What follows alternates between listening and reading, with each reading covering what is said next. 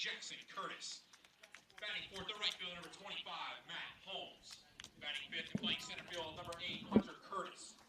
In the sixth slot, the third baseman, number 23, Ryan Buskin. Batting seventh, designated hitter, number 17, Henry Lossier. Batting eighth and playing second base, number 6, Colin Marshall.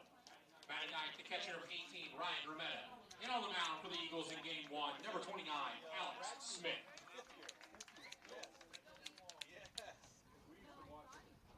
Husson's under direction of head coach Chris Morris. He's assisted by Zach Sugar, Dylan Foster, Nick Swin, and Cam Graham. Fans, at this time, we ask you please rise and honor America with the playing of our national anthem.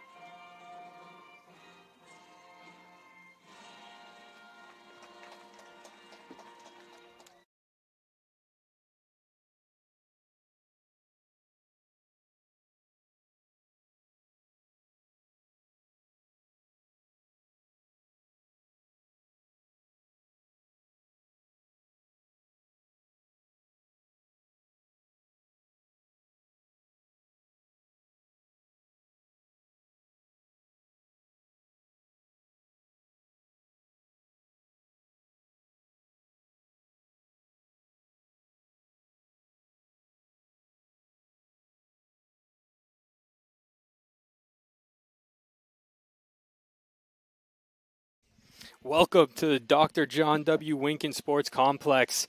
The Husson University Eagles baseball team will be taking on the University of Maine-Presque Isle Owls in a North Atlantic Conference 4-game series.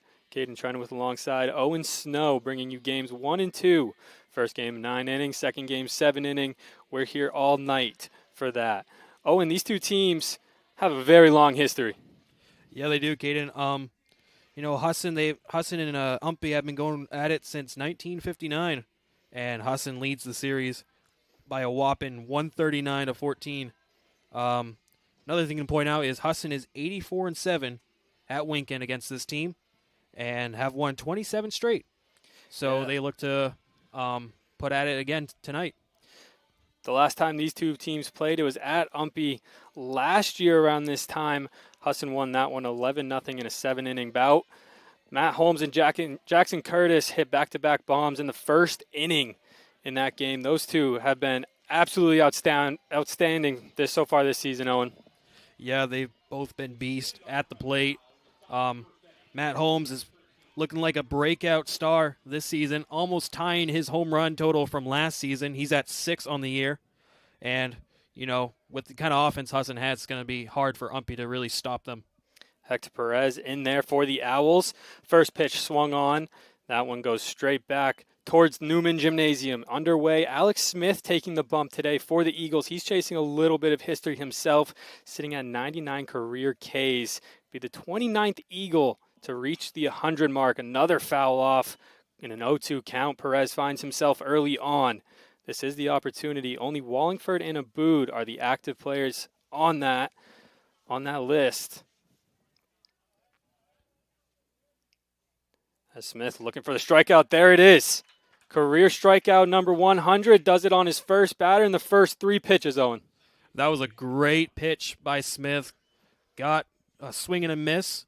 And, you know, that's a great strikeout to be your 100th career K. Alex Smith, more of a long reliever for the Eagles in his history. The graduate student out of Northborough, Massachusetts. This is his 4th game started, but his 7th appearance. Yet to get a win so far this season. 2.9 ERA. Only 3 earned runs allowed in those 7 appearances. He's done great so far this season. He'll look to keep it up. That one's in there. It's 1-1 count. Alex Smith, he's been in 12 innings pitch. He's got 8 strikeouts. He's got an opponent average of 178, which is very good. And right there, that was a swing and a miss. Big hack by Dylan Guerin for the Owls. Strikeouts have been a little bit of a problem for the Owls in their last 5 games. 51 strikeouts. They're averaging just under 10 a game. They'll have to look to stay more disciplined at the plate. Can't go out just swinging, hacking, looking for the long ball and just missing.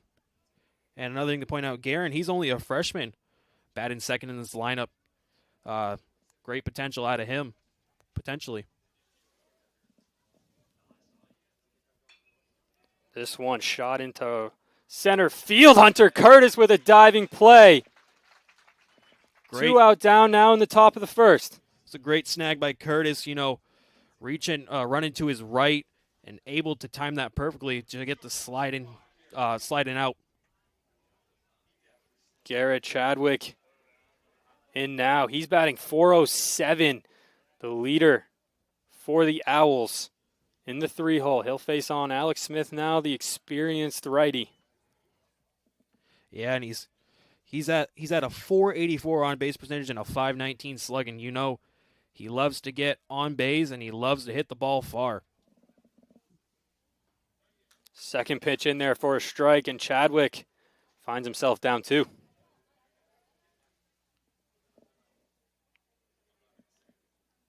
Alex Smith looks really poised right now.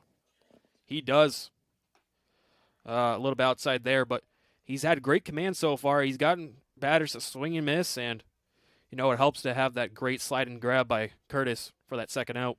If you look where Remetta is setting up, he's almost hit his spot every single time so far this 1st inning. That one, just a little piece of it for Chadwick. And way to stay alive there from Chadwick. Just getting a tiny piece on it. It was a little bit outside, but, good to get some contact out of it.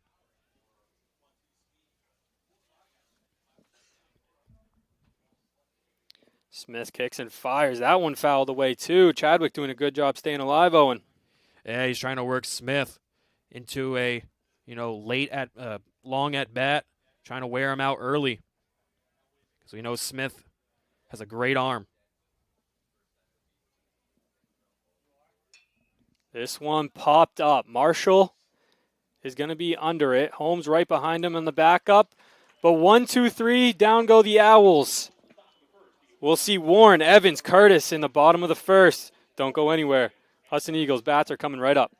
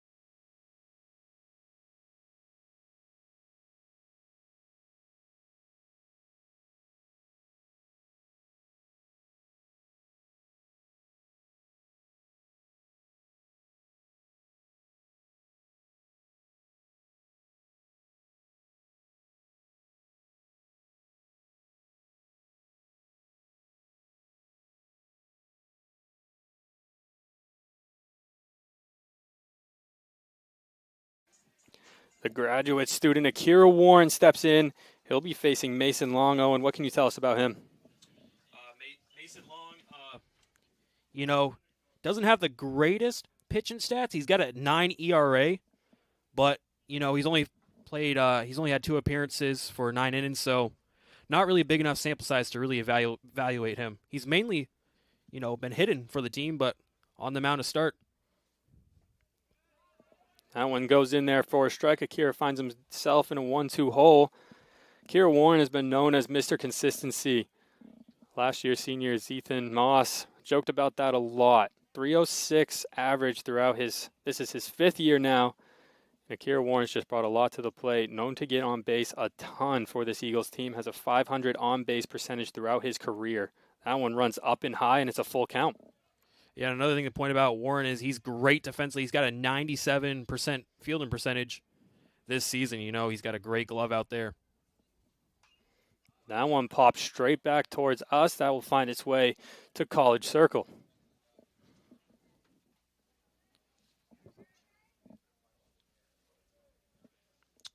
Warren's got a little bit of pop in his bat too. He's got 2 homers on the year, and he takes a walk there. Walk force from Akira Warren, and that on-base percentage rises again. Thing to watch out for Akira. Watch out if he steals a base. He's got 6 of them already this season. Very speedy guy out there. You got to watch out for him if you're the pitcher. Maybe look to pick him off.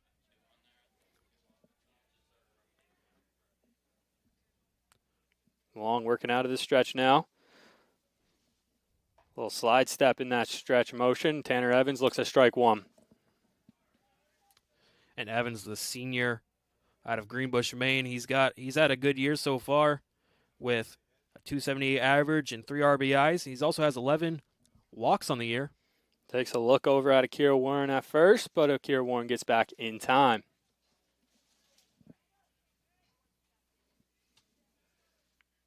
There goes Warren. Hit and runs on. Executed to perfection. Goes all the way to center field. Akira Warren moves up to third. Tanner Evans gets on base with a single.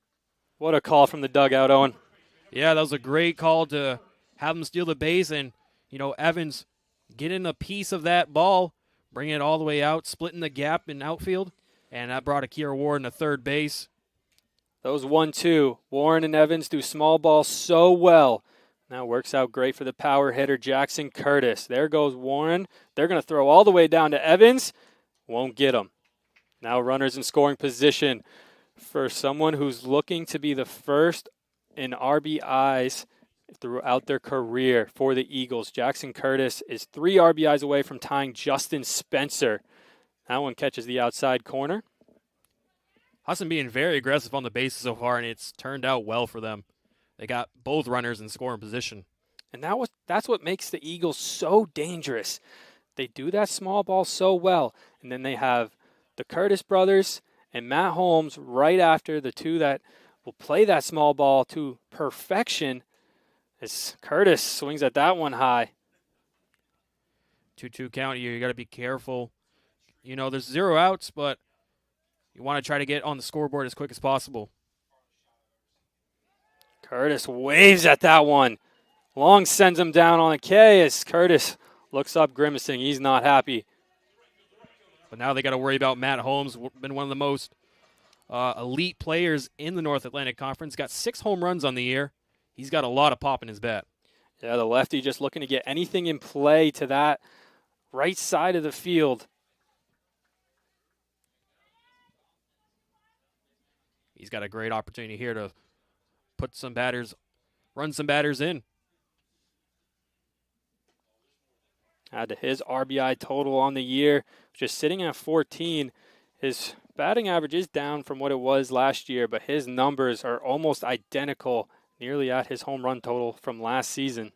We're only halfway through as he hits a big cut at this one. That one's in the parking lot. The one thing I can say about Holmes' game is he strikes out quite a bit. He's at 29 strikeouts on the year, and he's walked 5 times, so I would like him to stay more disciplined at the plate, but other than that, he's been great for the Eagles. And that is one stat that Holmes didn't do a lot of last year. I think he only ended the season with about 28, 29 strikeouts. He's already up towards that mark already this season. You expect him to kind of hone it in late down this stretch. He is a big-time player.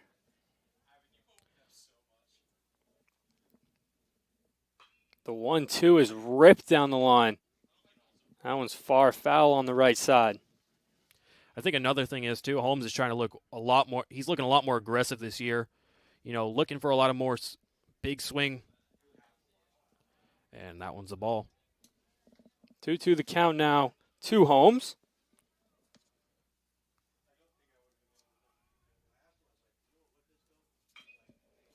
This one into center field. This could find a gap. One hops the wall. It's going to be a ground rule double. Matt Holmes, 2 RBIs for him. Eagles take a 2-0 lead. And that was a great swing by Holmes. No way for the center fielder to grab that one. And took the bounce, and that's an automatic double. What a swing from Holmes. One of the deepest parts of the field out there. One hops the wall. Right off the warning track and over. Yeah, there was no way Perez was getting at that one. He is a speedy outfielder, but Holmes with the better swing.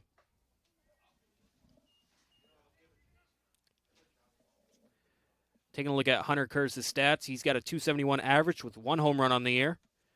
And another thing to mention is he has 4 stolen bases, so he's another speedy guy that when he gets on base, he's going to look to be aggressive. Just like his brother, he likes to take the power hacks. He does so much little stuff right in the field, on the bases as well. This one lined into center field. Gets down. Holmes is going to round third. Another RBI hit for the Eagles. 3-0 early. And Mason Long not looking the greatest out there. He's already given up 3 runs in the first inning alone. We might see the Owls going to the bullpen early in this one.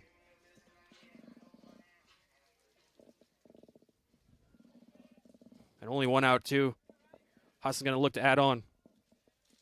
Curtis takes a small lead, and he's gone. Going to test the catcher's arm, and he's in there safely.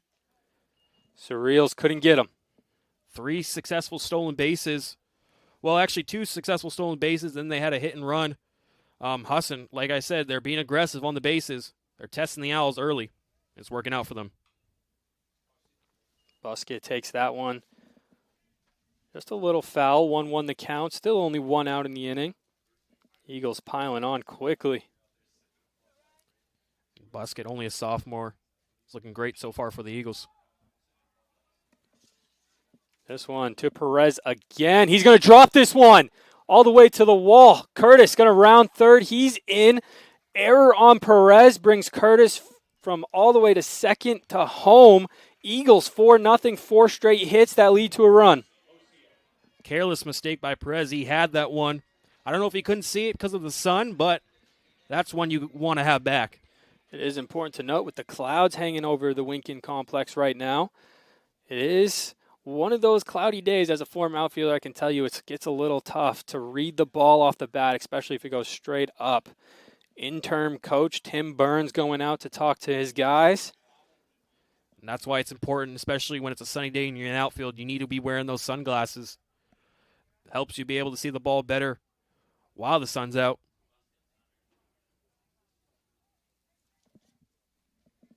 As they all depart after the quick meeting, Tim Burns taking over the interim role for the Umpy Owls. Hit .341 in his career, 11 home runs. But one of the stats that stuck out to me, Owen, only 40 strikeouts in his near 400 plate appearance. That one comes in and gets low CA, and he's aboard. Runners at first and second now. Husson almost getting through this entire lineup in the first inning. They have just looked unstoppable throughout the first. With Colin Marshall coming up, has a 178 average. But, when he gets on base, he also likes to steal bases. He is successful in 3 out of 3 tries. Colin Marshall is a great defensive piece for this Eagles team. 98% fielding percentage this year. He's done a tremendous job honing in that second base skill. That one clips the outside corner.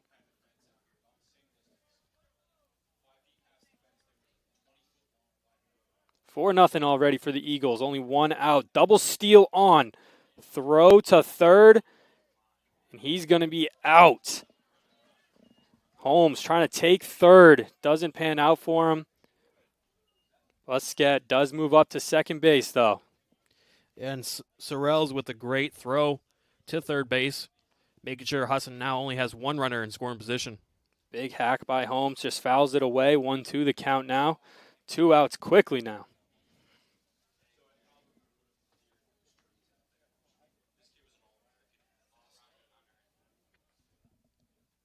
That one in the other's batter's box. Marshall looks at an even count up at the scoreboard.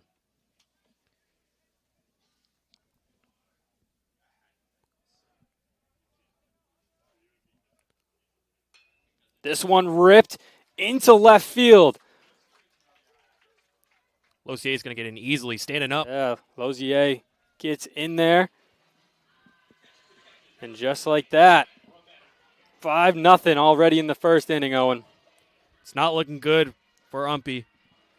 Mason Long, has not looked good so far. Doesn't seem like he can have the proper command. He's looking a little bit shaky out there.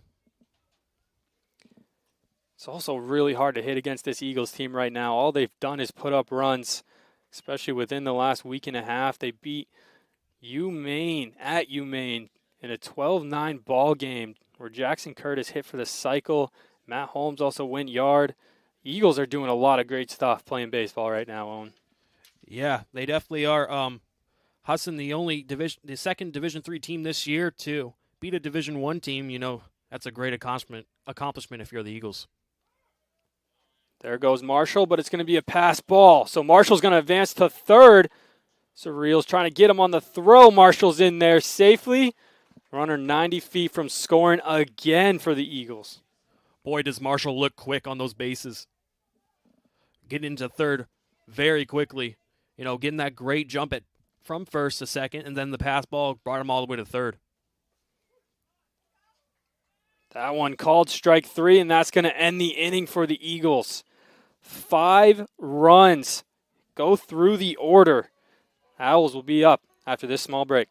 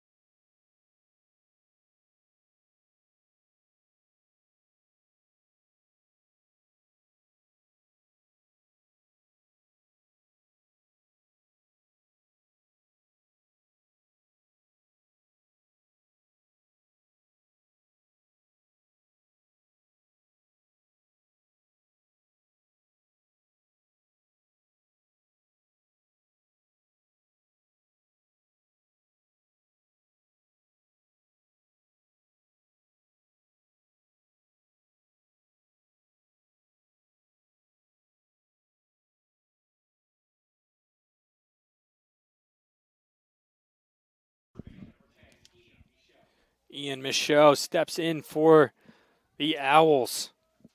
The cleanup hitter. He's looked really good so far. This one goes to center field. Curtis only has to move a few steps back. Easy first out on the first pitch for Alex Smith. Yeah, and Alex Smith is looking good so far. He's getting out of innings quick. And first pitch, first out. Gabriel Wheeler comes up to the plate. The freshman from Alaska. One-time rookie and player of the week for the Owls squad. hitting .250 on the season. 1 double, 1 triple, 1 home run, but 9 RBIs to his name. This one, little chopper. Evans going to come to it. Rifles it over to Curtis. 2 gone on 2 pitches. Like I said, they're umpies trying to be aggressive. They're swinging first pitch. Unfortunately, it's not working out for them as Husson's had 2 easy outs so far in the top of the second. Jonah Bode stepping in now. Probably getting a take sign from his coach. He's going to actually swing at the first one, and it's going to be a strike. He was looking for a 1-2-3 inning. And even though Bode plays for Umpy, he's actually from here, Bangor, Maine. Getting a glimpse of where he's from. Fouls that one back, and it's 0-2. It's always nice seeing a Bangor, Maine on an opposing team roster. I always feel just a little bit happy for them. They get to play in front of their family for one of the few times of the season. This one swung on. Warren might have some trouble with this one. This one looks to go back to the warning track, stick the glove up, and he's got it. A quick inning for the Owls. Owen, after giving up 5 runs, it's not what you wanted. They went from scoring 5 runs to Smith only pitching, having 5 pitches. Quick inning. And Husson going to look to add on to their score. Eagles bats didn't cool off nearly in time as the Owls were looking for. Warren, top of the order, coming up next.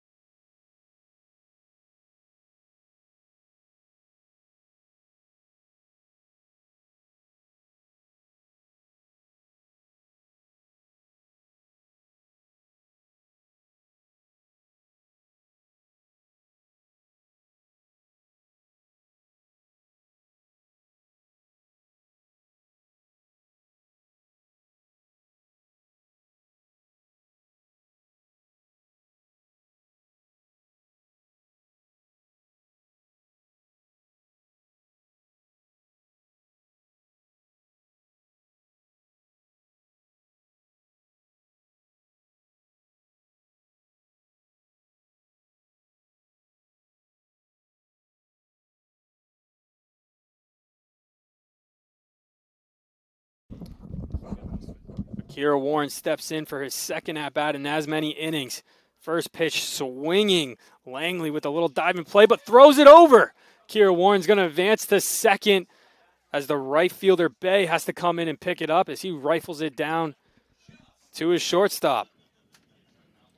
That was a routine play there, and just threw it way too high for the first baseman, Michaud. And a costly error brings Warren to second base. That goes down as an E5, already the second error for the Owls today. And that has been one of the problems, averaging 2.4 errors a game so far. 92% field percentage has him down towards the bottom 10 in the nation. They got to learn to stay fundamentally sound on defense. Can't afford to just have costly errors like that, especially to start an inning. The Owls, have had a turnaround under Tim Burns. The intern already brought them to 4-6 record. 4 wins is what they had last year, so this Owls team has vastly improved already, you can say. They have vastly improved, and being second in the North Atlantic Conference is a sign of that. Thomas, who was originally predicted in the preseason polls to finish second, yet to play in a NAC game. But as the order goes right now, Husson 1, Umpy 2, UMF 3, Thomas 4. Thomas and Husson are always a good game. That one's coming to us later in the season. This one shot into the center field. Perez gets that one. Akira Warren's going to tag up Perez with a rifle to his third baseman, Langley. That goes nowhere. Akira Warren gets the base. And now Warren at a very dangerous spot at third base. And with Curtis at the plate. He's going to look to drive him in. That one outside. Curtis looks at that one.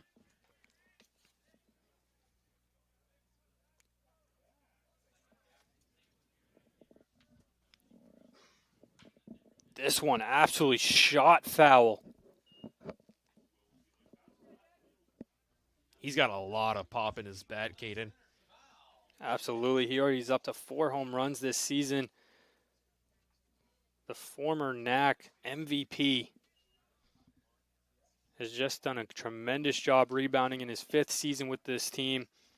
Career .341 hitter, already the career home run leader, with sitting at 27 and counting for the Eagles. This one, a little chopper, goes foul past the third baseman.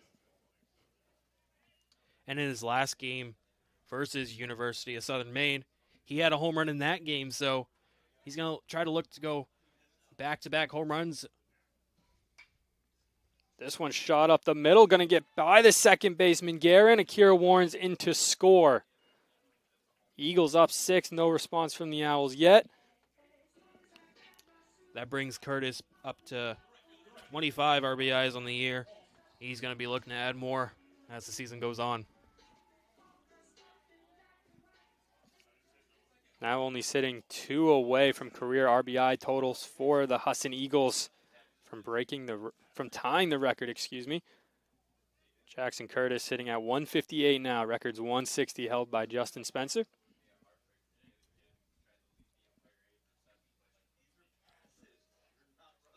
Mason Long looks over to Jackson Curtis. Takes a little fake step there. Gets Long a little distracted. Ball goes on the turf. One thing to point out at Holmes is he's looked like the best hitter for the Eagles so far, and you got to think he's only a sophomore. He takes a hack at this one. Up in the sun. Perez has struggled with these high pop flies. He's going to make that catch right up against the wall. It's a great job by Perez to track that ball all the way, and he catches it on the warning track. How about Matt Holmes already? The ground rule double to the deepest part of the field to start this game in the first inning. Comes back the second inning, a long warning track fly ball right up against the fence. Jackson Curtis is going to take off, testing the arm. Surreals can't get it. Eagles are 3 for 3 on stolen bases right now. Curtis easily get in there. Catcher had to throw it from his knees, which isn't always the most powerful throw. Curtis able to get in there sliding. Now he's looking at his brother sitting at home with a bat in hand. 1-1 the count with 2 outs. Hunter Curtis looking to bring home his brother. Yeah, Curtis took a big hack at that. This one a little poke into the gap to the outfield. That's going to bring home Jackson Curtis. And Hunter Curtis rounds first base, his second first base hit of the game. Or his second single of the game, excuse me.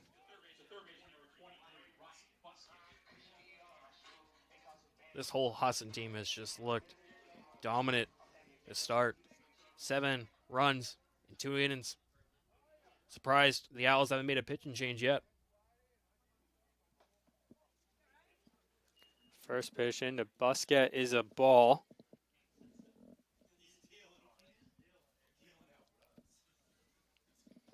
Short lead again for Hunter Curtis, but he took off from that position last time. There he goes. Sorrells with the throw. Hunter Curtis is in there. Even though Husson is up 7-0 very early on, they're not looking to be conservative. They're still staying aggressive. And it's working out for them, Caden. I have nothing else to say. This one to the second baseman. Little fake pump throw. That one was a close play, but Guerin over to Mishu gets him in time. Eagles 2 runs in the second inning brings their lead up to 7. We'll see how the Owls respond after this short break.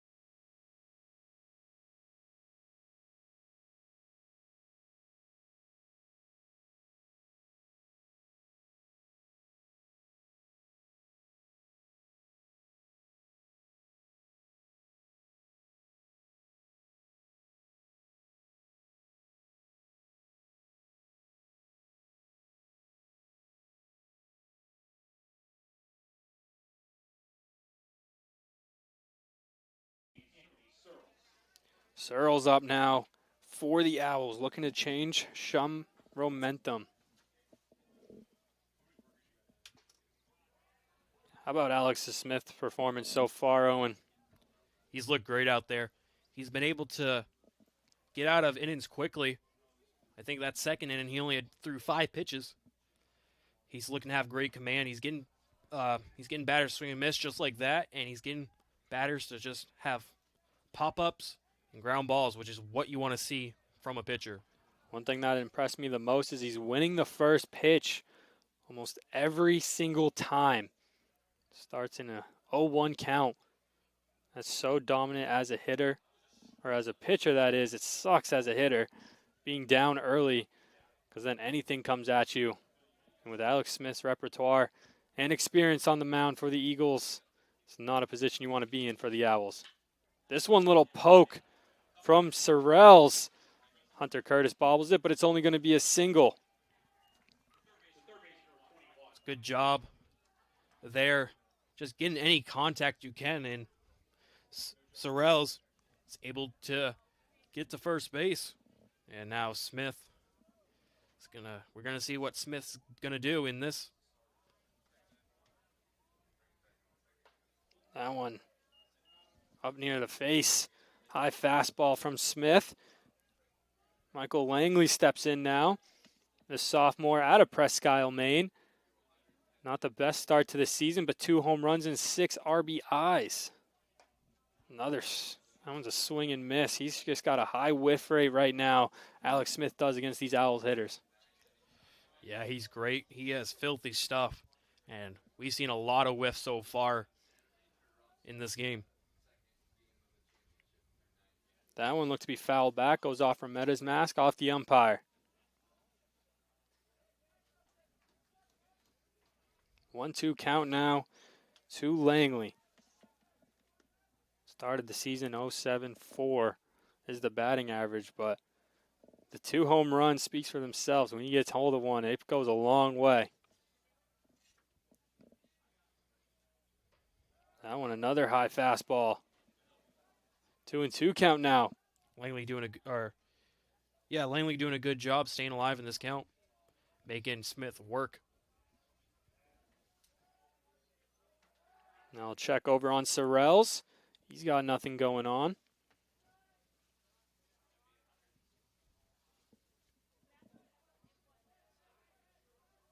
Smith looks in, looks back. Goes to the motion. Got him. Second strikeout of the day for Smith. Langley took a big swing at that and unfortunately came up short. Smith with a great pitch.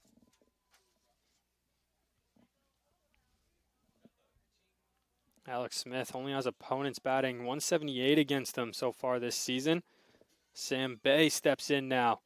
Right fielder in today's contest. Only a freshman, too. A lot of freshmen and sophomores on this roster for the Owls. An interesting note that I see for the Owls is not a lot of their players are from Maine. You'd think a Maine school all the way that far north would have a lot of Maine recruits. But a lot of these players are from out of state. Yeah, and the biggest one that pops out to me is Wheeler, all the way from Alaska. You don't see many people from Alaska coming to Maine to play baseball or any kind of Division III sport. I got curious on that one. That's a 3-day drive and a 12-hour flight to attend University of Maine-Presque Isle. Being from there, you got to take a plane, right? Absolutely. Depending on where he's from in Alaska, if he's from like Anchorage, I don't know. I would assume you'd take a plane though for sure. From Wasilla, Alaska. Wheeler is population of just under 10,000. And then we've got other players like Chadwick from Colorado, Perez from Texas, Searles from Florida. A lot of people from all over the country coming to play for Presque Isle. That one's in there, but fouled off by Bay. Bay hitting .250 on the season, but has a .464 slugging percentage. That means he's hitting it hard, Owen. Getting a lot of bases every time he's up to bat. He's got 2 doubles and 2 triples on the season, so definitely amounts to that slugging percentage.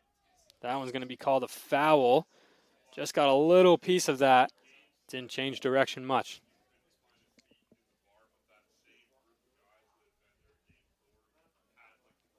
Alex Smith looking in now. Bay's got him fighting. 2-2 count. That one swung on and missed. Sam Bay goes back to the dugout with a strikeout. The third of the day for Smith. Brings us back to the top of the order. Hector Perez struck out his first time up to bat. He'll be known as career number for Eagle number for, excuse me, stumbling over my words. Alex Smith's 100th career strikeout. Interesting stat to point out about Perez. He's had 4 pitches hit. He has 4 hit by pitches this year. So I don't know what's happening to make him get hit, but This one, little fly ball right at Marshall. Requires no movement at all. Eagles up next. Basquet, Losier, Colin Marshall coming up.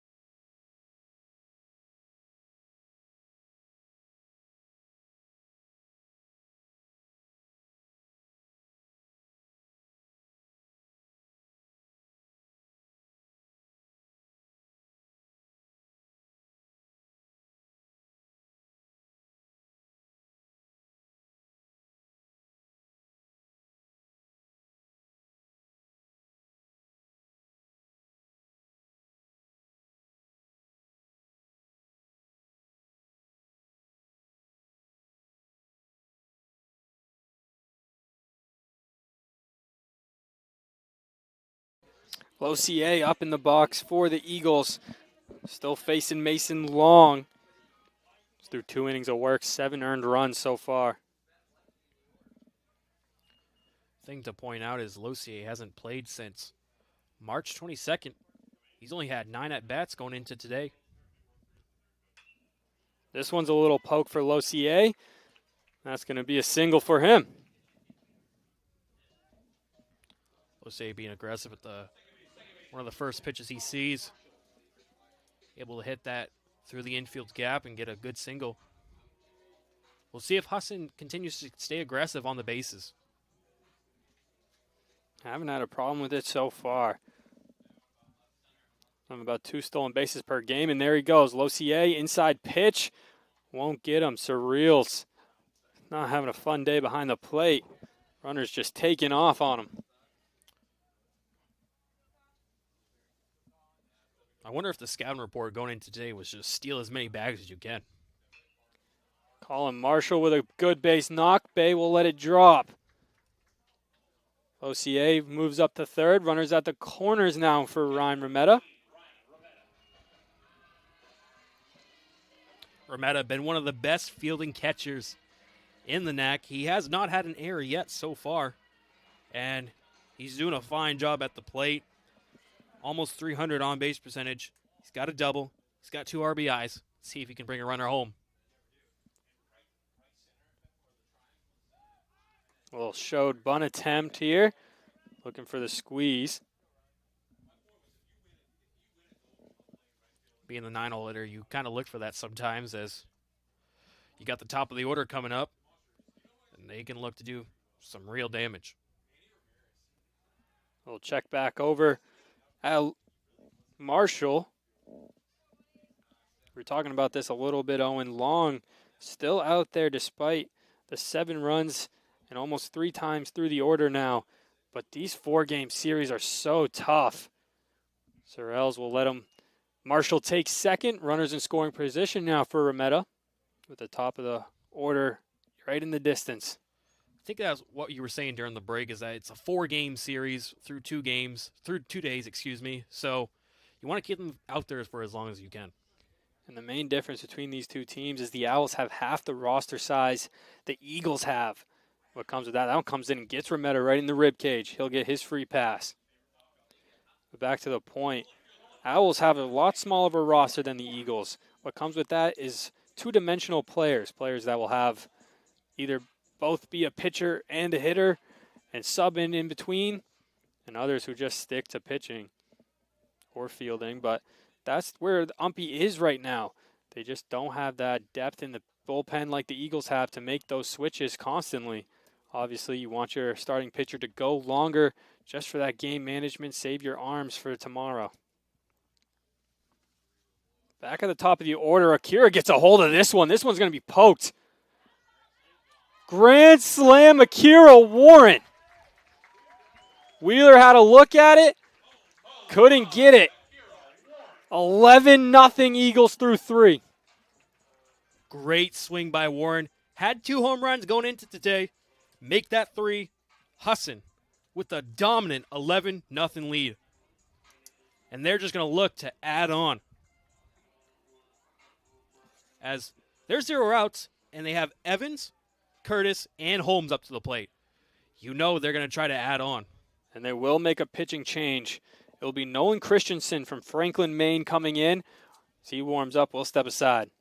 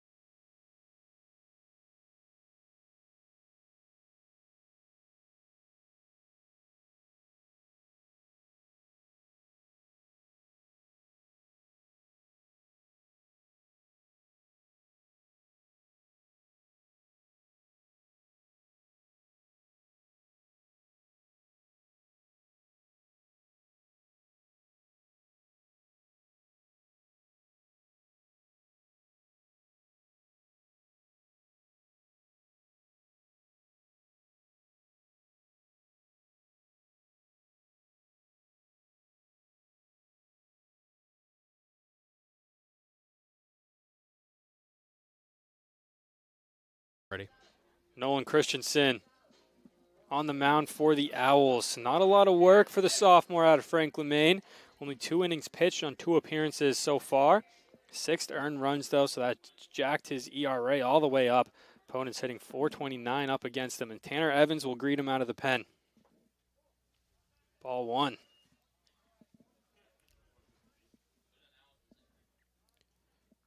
After Akira Warren hit that grand slam, Umpy was like, yeah, we need a pitching change. And Christensen is the guy up. It is important to know, unlike normal rules in Division III baseball for the North Atlantic Conference, there is given 1 9-inning game throughout the 4-game series. Normally in the NCAA, there's a mercy rule that a game that's supposed to go 9 innings ends after 7 innings once an opponent reaches 10 runs or more. In the North Atlantic Conference, that is not the case. Play all 9. It's an important rule to know. Caden, thank you. 3-1 for Evans. Christensen, even in his warm-ups, did look like he was struggling just a little bit to throw this over the plate. If it gets back into this one, it's a full count.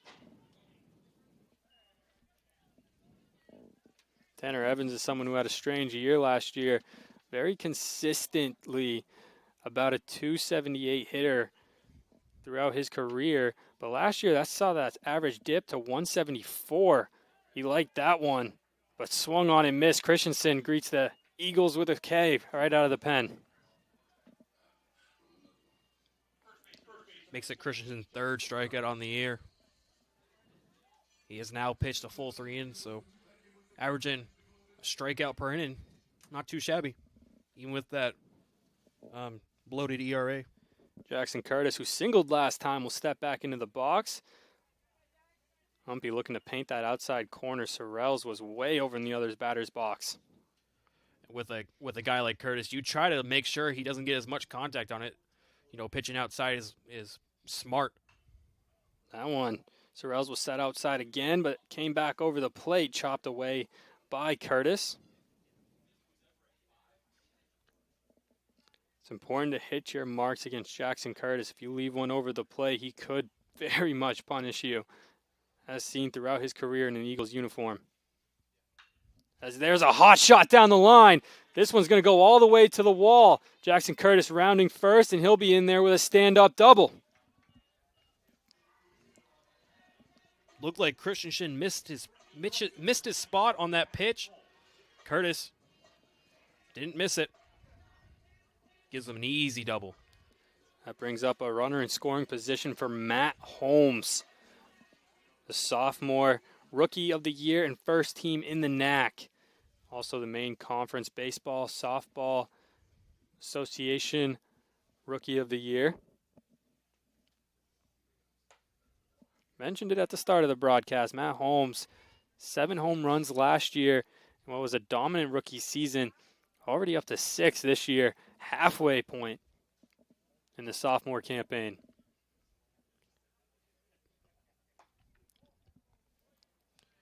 I want to point out, too, in his last game, he did have a home run. Looking to get 2 home runs on 2 consecutive games. He has the pop to do it.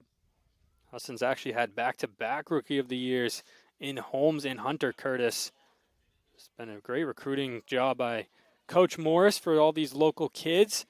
Obviously, Ellsworth right down the road. Holmes a Bangor product. I think that's a big deciding factor for these kids. They want to stay as local as they can, so they'll be able to go home and see their parents. That one runs inside. 4-pitch walk to Matt Holmes. Runners at first and second now. And Hunter Curtis, the 2023 Rookie of the Year, steps in.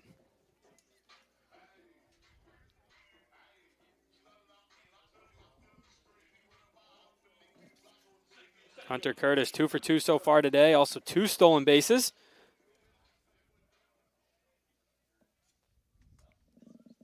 Stat sheet looks like deja vu. First base, stolen base so far today. We'll see if it happens 3 times in a row.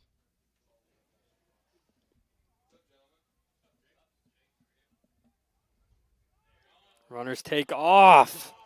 Curtis robbed his brother of a stolen base. Yeah, Hunter Curtis took a big swing at that. Could have been dangerous if he got more barrel on it.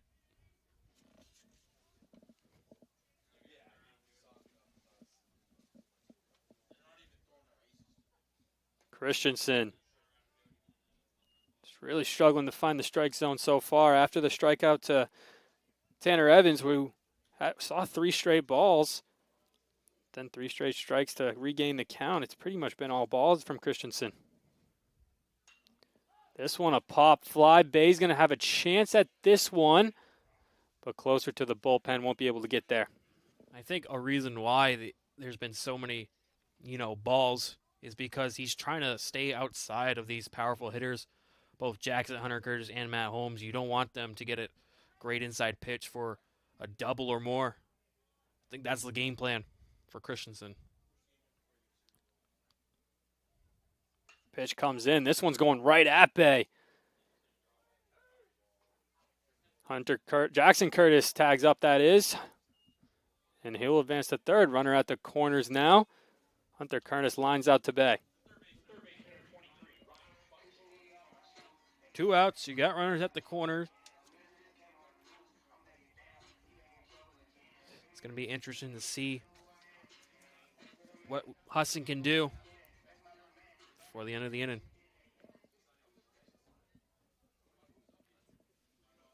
Ryan Buskett struck out last inning to end the inning. Pickoff attempt there. But Holmes is back safely. Hasn't technically got a hit so far, but has been on base. Got thrown out on that stolen base attempt. That one going to find the inside corner.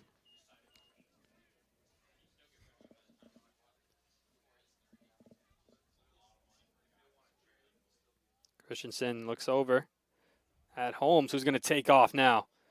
Pitch finds the outside corner. Sorrells with a little pump fake, trying to get Curtis over there at third, but no movement from him, and runners in scoring position for Buskett.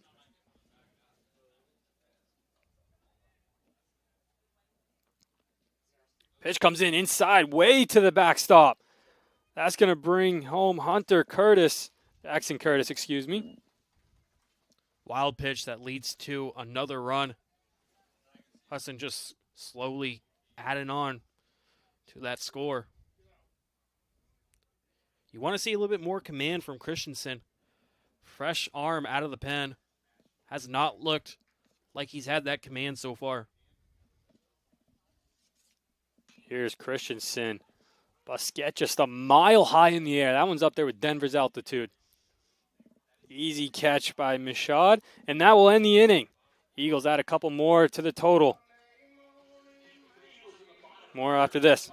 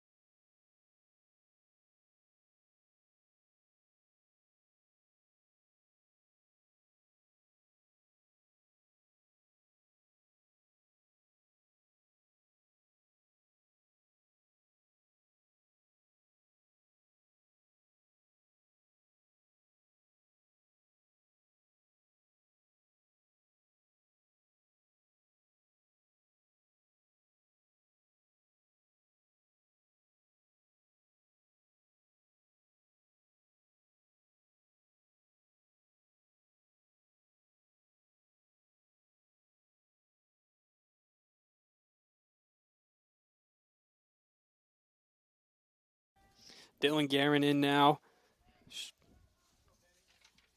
Lined out to Curtis in the center field last time. Great little contact on that one. He'll be facing Ryan Penny coming into the game now. Penny, the graduate student from Saco, Maine. 2.2 innings pitched so far. 1 game started, 5 earned runs. Fouled off there. 1-1 count for Guerin.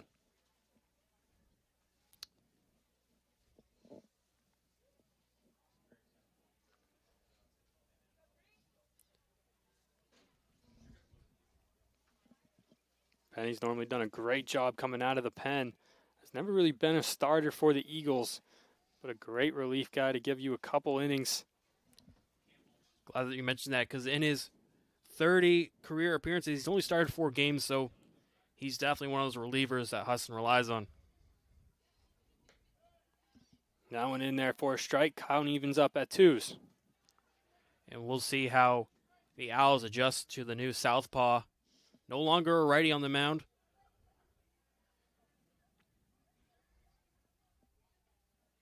Payoff pitch. That one fouled off by Guerin.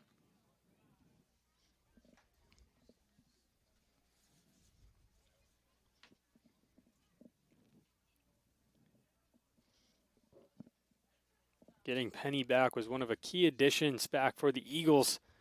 Someone you can rely on out of that pen. Same goes with Smith. Yeah, and Husson, has struggled a little bit on the pitching side this year. However, this game, they've done a good job. 0 allowed runs through 3 innings. And you want to see that. That's good. That one runs inside. Count is full now to Guerin.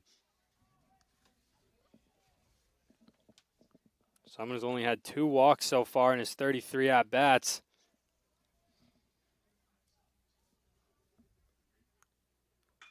This one's in. Couldn't reach past the glove of the defensive chain. Mishad's in there. Guerin's aboard at first. And it's important to note that Guerin does have 3 stolen bases on the year. You might look to see him try to steal one on Penny. Garrett Chadwick in now. He popped up last time. Interesting to see how Umpy approaches this. Down 12. You need your runners in scoring positions. This one's just popped straight up. Rametta's going to grab it. That's a hard one for Ramada to grab because the sun's right in his eyes. He doesn't have those shades on, but he's able to track it and get the first out of the inning. Especially with the wind today, that one's a little bit tougher than it normally is. Wind's just blowing a little bit to the left, making it a little hard for when that ball gets up there.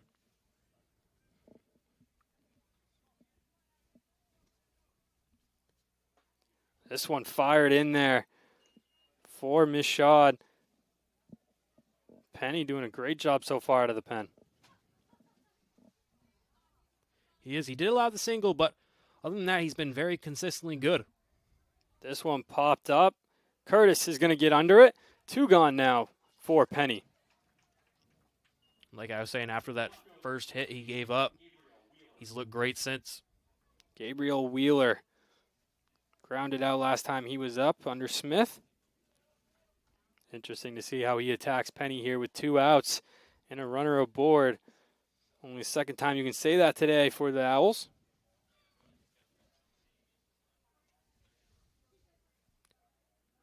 Pickoff attempt from Penny. Just a little tricky lefty pickoff move, Owen, that you see so often. It definitely freezes some of those runners.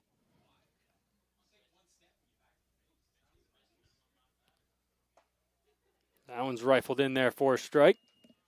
You were absolutely right that being a lefty pitcher, you don't have to come off your right foot if the runner's at first base. If you can make a non-forward movement with your leg, it makes it tricky. This one popped up too. Justin Salvatore will get under it. And just like that, despite the early base hit, Ryan Penny gets the next 3. Go back to the dugout, get the bats. Eagles, you're up next.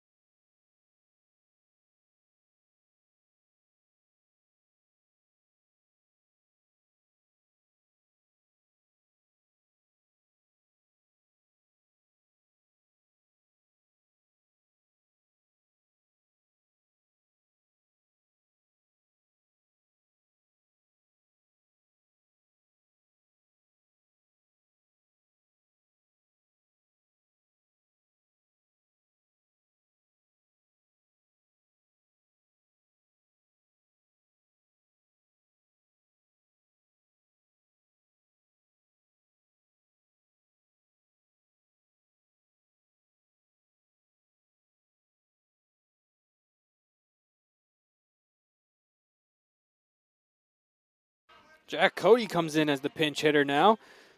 Cody, not someone who's really had a lot of base attempts, and he comes in immediately, gets drilled, and gets the free pass. Comes into pinch hit, but gets pinch hit by pitch. It's funny that you mentioned that because he does already have a hit by pitch this season. Make that 2. And Cody he does have, in his 4 at-bats, does have a stolen base. Watch out for him to maybe steal a bag, as Husson's been doing that all game. Eagles have been so aggressive so far on the base paths. But up 12, might as well. Just really interested to see how they play it up 12 now, halfway through the game. Just under halfway. And Christensen, knowing that Husson's been aggressive on the bases, looks to pick him off, unsuccessful. That one in the turf. First ball Colin Marshall sees.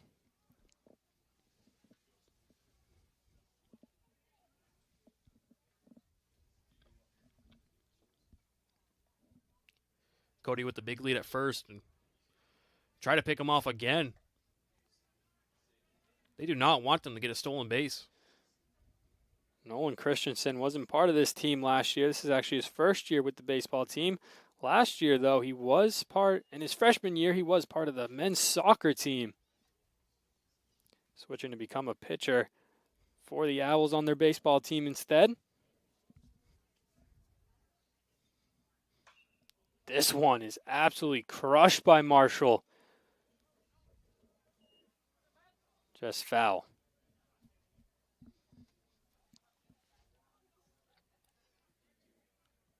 Marshall has 1 career home run. But right there, he looked like he had a lot of pop on that bat.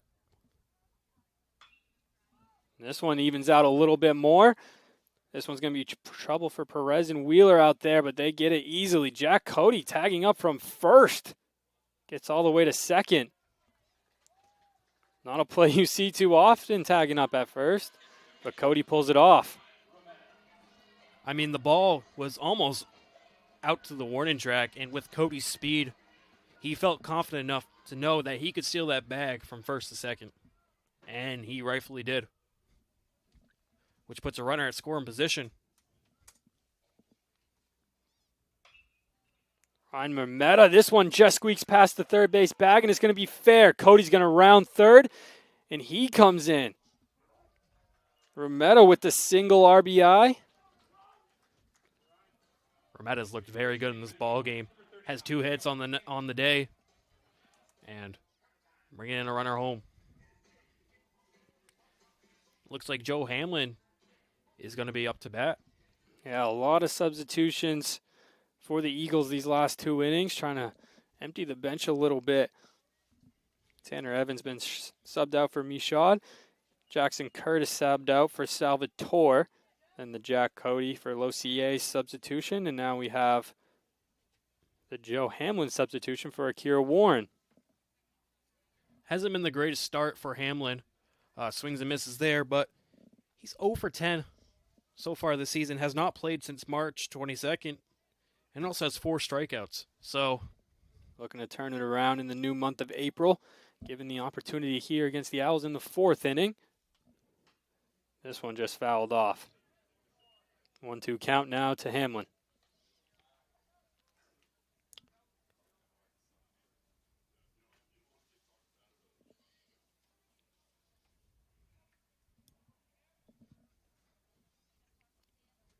Christensen looks back to first. Payoff pitch. This one's in the turf.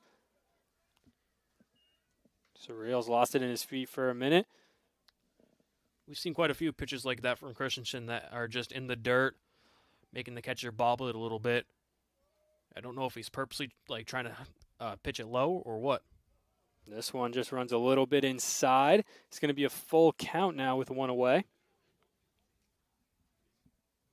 Hamlin doesn't have a walk yet this year, but in his career does have 6 walks, just 6 strikeouts, so he does stay disciplined.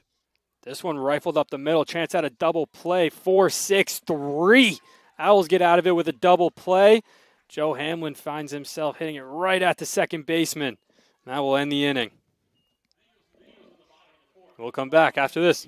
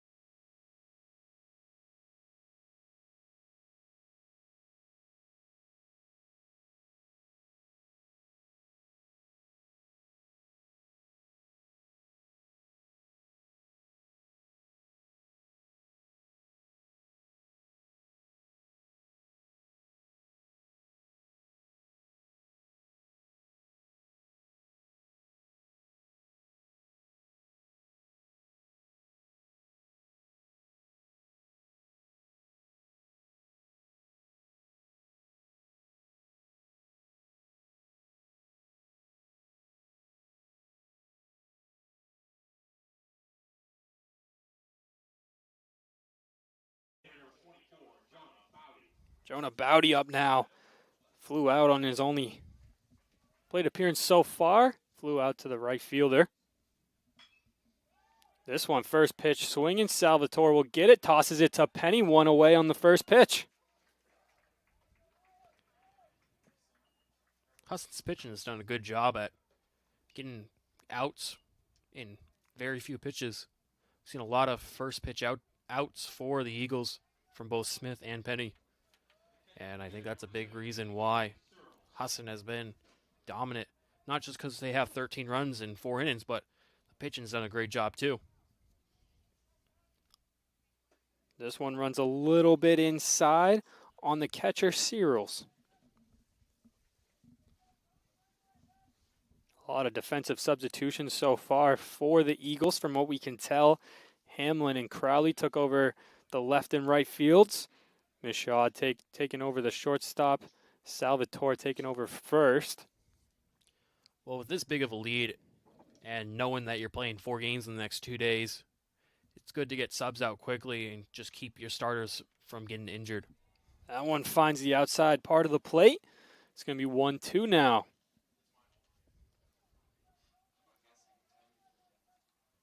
Husson looking to get back to another NCAA regional.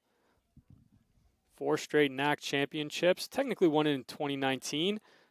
As Sorrells lines out over there to Crowley and right. Technically with no championship in 2020, it's 5 straight. But it's their 4th straight under Chris Morris. It's their 31st ever conference title dating back to 1959. Obviously, the winner of the NAC goes on to represent the NAC in the NCAA regionals. Didn't go as planned last year, but they definitely upset some teams. Number 22, Eastern Connecticut State beat them in the first round. Lost to the number 1 team in the country, though, Endicott in the regional final by a 4-3 margin. We're leading 3-2 at one point halfway through that game. This one fouled straight back. 0-2 the count now. Being able to stay in a game like that against the best team in the country, you got to stay positive. You're Husson. That was a good try and good performance that they had last season. Langley gets a piece of this one. Curtis out there gets under it with ease. 2 down now in the 5th. Another quick out. Not throwing a lot of pitches. I think there was only 2 or 3 pitches that he threw. Penny has looked quite outstanding in his couple in his pitch so far. Here's Sam Bay, the right fielder. He struck out his first time up. And the lefty-lefty matchup's always tough for a batter.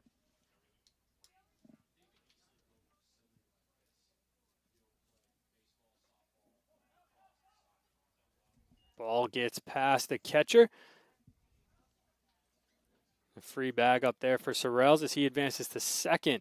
One of the few times today, if I remember right, that Umpy's had a player in scoring position. Sam Bay looking to do some damage now with a 1-1 count and 2 outs here in the top of the 5th. Husson leading 13-0. A run on the board for Umpy could go for a long way in the last half of this game, but he's going to look at strike 2.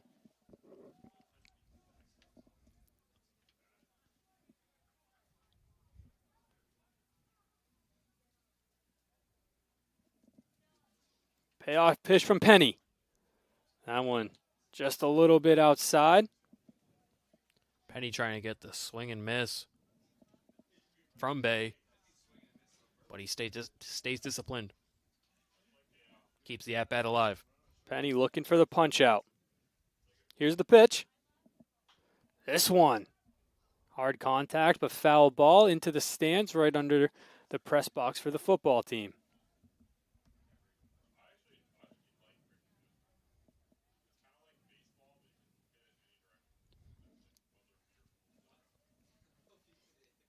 Penny dealing. That one finds the corner. Sam Bay with his 2nd strikeout today. That one ends the inning. Umpy couldn't do anything with the runner in scoring position. 13-0 halfway through the game. More coming up after this.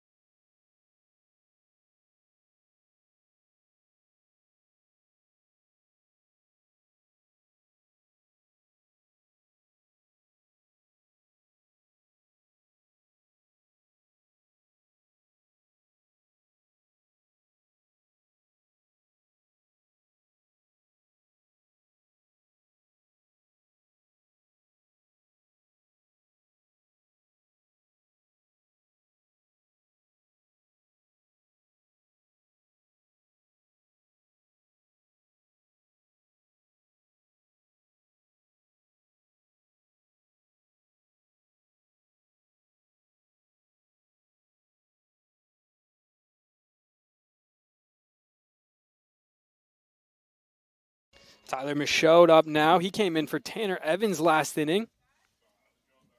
Looking to add on to his season. He's batting 167, only 30 plate appearances, though, has 5 hits in those 30 plate appearances, one of them being a homer. A lot of them being strikeouts, however. 12 strikeouts so far to his name. Looking to just get a little bit more contact on the ball. That one comes in and hits him. He'll get a free pass. So now in back-to-back innings, has a sub come in and get plunked in their first AB. Justin Salvatore, senior captain now, will come in. The righty, 286 this season, 2 for 7. 211 in his career. Does have a home run, 7 RBIs. Check back on the runner at first. No dice over there.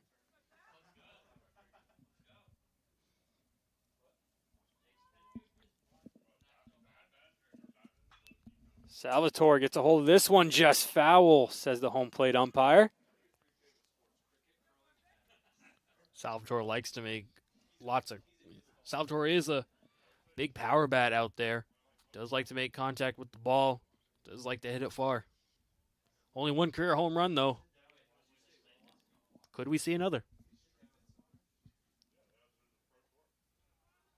That one in the other batter's box. Salvatore's looking at a 1-1 count now.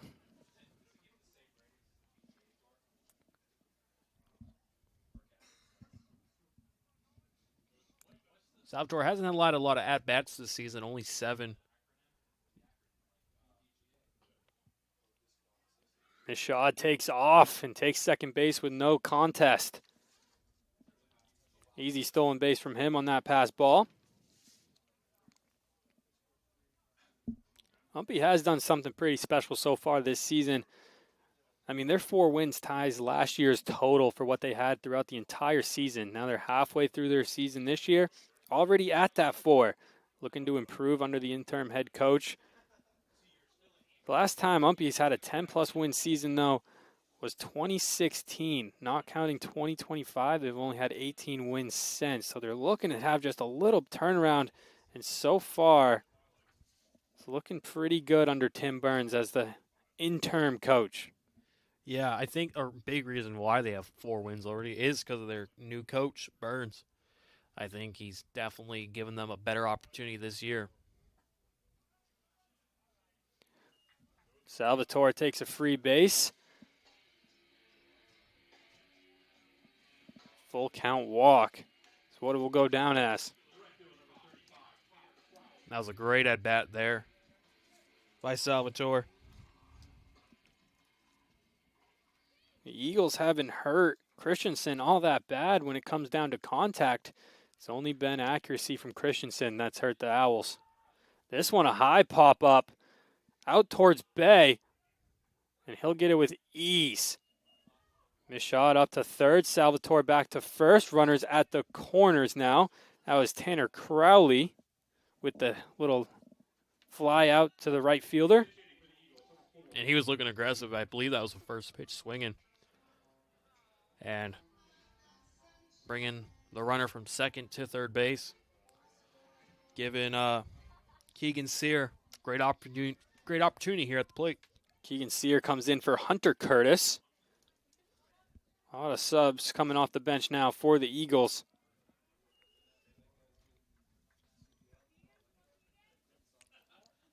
Keegan Sear this year has only had one plate appearance, and that was a sac hit. Was the NAC tournament MVP, however, back in 2023.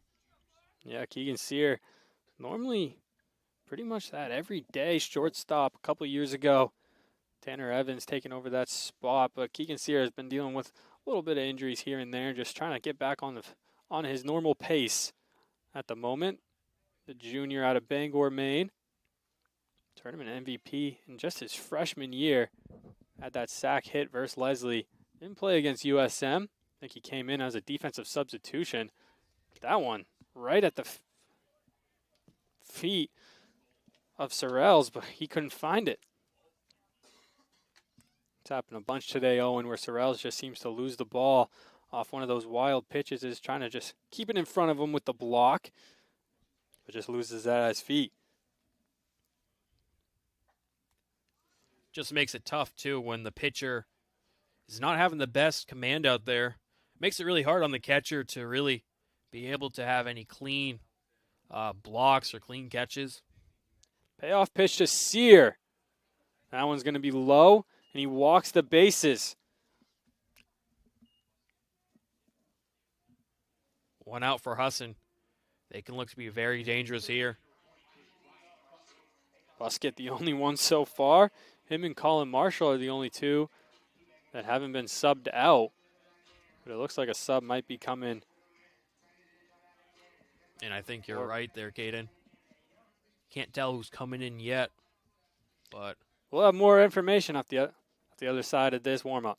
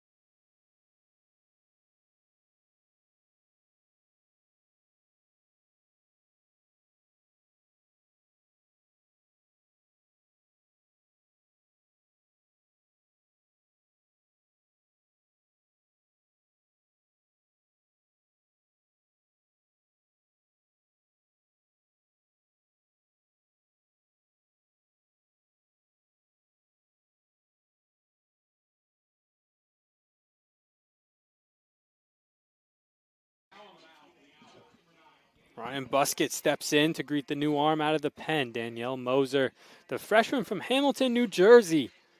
15 ERA, only one appearance though, 4 innings pitched, 7 earned runs, had 1 strikeout. very small sample size there. I know he didn't look good in his one appearance, but who knows? Things could change.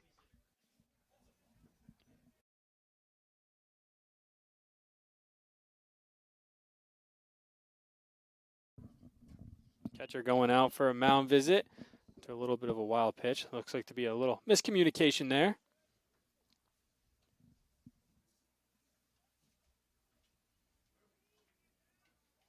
Buskett steps in with the bases loaded and 1 away halfway through this inning. Eagles already up 13-0. This one poked into center field. Perez struggles with another one. That's going to bring another run in.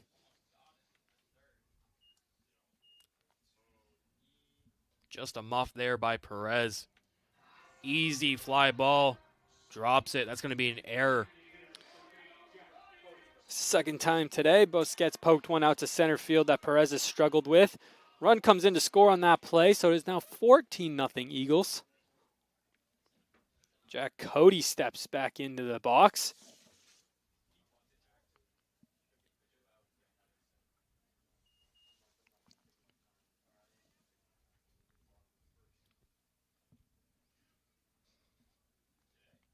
One out here. Cody looks some damage with the bases loaded. High kick and deal from Danielle. That one's another outside pitch. 2-0 already. Cody's winning the at-bat early.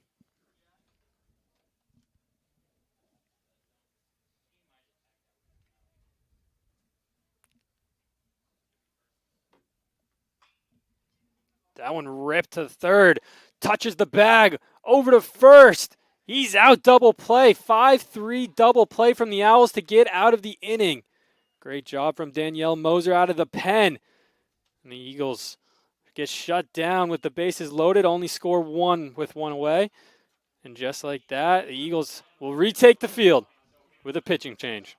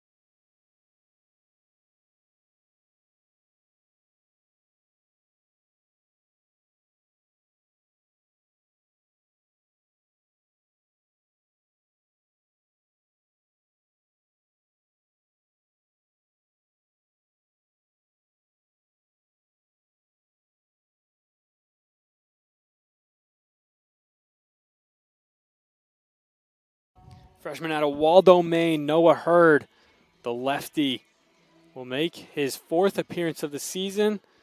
Owen, what can you tell us about him? Hurd, just a freshman, like you said, out of the home state of Maine, has only pitched 1.1 innings in 3 appearances, has a strikeout, a ball, 5 hits, and 2 earned runs. See what he can do here in relief.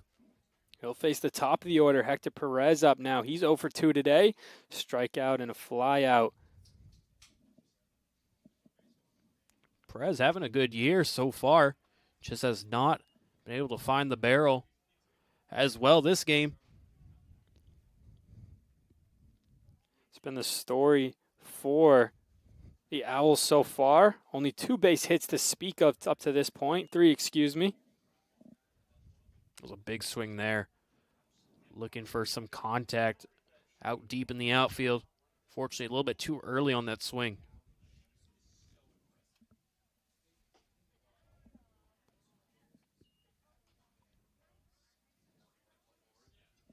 Two count now for Hurd. Did play against Leslie, only had the 1 out play. This one a hot shot right back to him. He'll just run it over to Salvatore. 1 away for Hurd.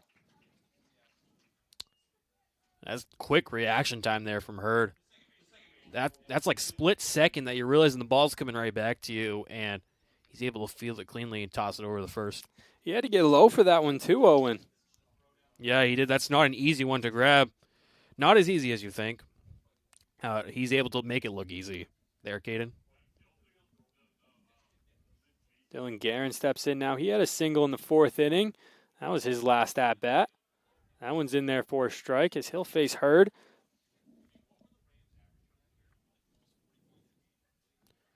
And the right-handed hitters love the lefty matchup as it's a little bit easier to see the ball from that angle, and that one's foul. Yeah, you see that. Depending on the motion, you see that ball for a lot longer of a time than you would a righty. However, if you're a lefty hitter like myself, you don't like facing lefty pitchers. It's kind of hard to see where he's releasing the ball and where it's going. This one a little blooper. That's now Sear over at shortstop, who throws it on to Salvatore. Whole new infield from the Eagles compared to when we started this game, but Sear makes that play over at short. And 2 down for the Eagles now in the 6th inning. Storyline for the Eagles defense and the Eagles pitching. They're getting out of innings quickly. Few pitches. It's been the story all along. That one a hot shot right off the glove of Michaud. And then just throw it back to the pitcher. Right off the glove, so they'll count it as an error. That one was a hot shot to the hot corner. It's kind of tough to count that as an error. He had to kind of jump for that. If he was like an inch taller, I think he had a clean grab at that. However, runner on first for the Owls. Ian Michaud will look at the first strike from Hurd. Hurd, despite having the 3 appearances, hasn't pitched a ton. Normally when he comes in, it's just for that little setup role to end the inning. 3 appearances, but only one and a third innings pitched so far. Yeah, I think you nailed it right there. Comes in, and when there's a tough situation, he tries to get out of the inning. This one fouled back. Michaud finds himself in a 2-0 hole. 0-2 hole, excuse me.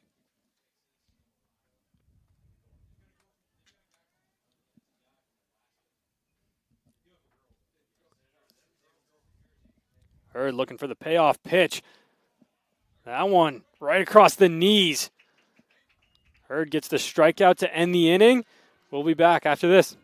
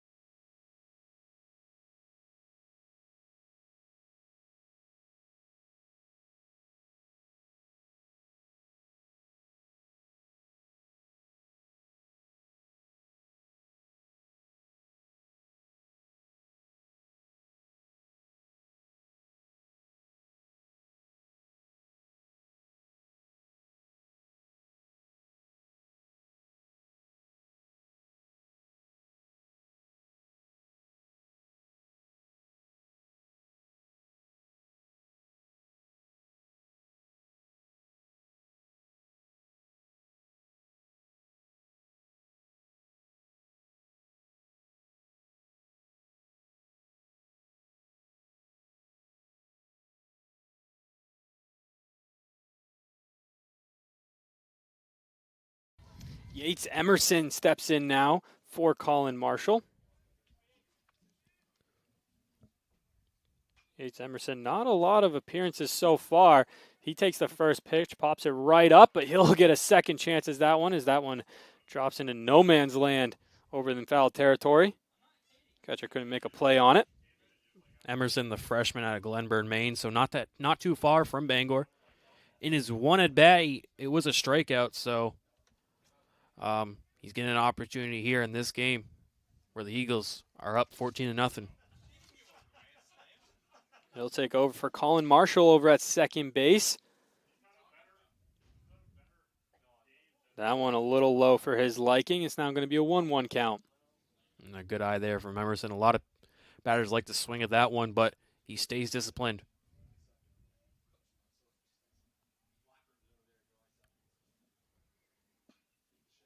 That one also fouled away. 1-2 the count now. Danielle Moser looking good out of the pen so far. She has looked good. Not allowing Husson to really get anything easy. They've left runners on base. But that one's just a bit outside. Yeah, that one's in the other batter's box. It'll even up the count at 2. Emerson looking to get his first collegiate hit. And you always like to see that. You always want to get your first hit at the college level. It's always a special moment. Could this be it? Could get in the gap. And it will. Perez couldn't make the play. Bay's there to back it up. But Emerson, his first career hit will be a double. What a moment for Emerson. We were literally just talking about it before that hit. He got it. And he's got to be very excited right now.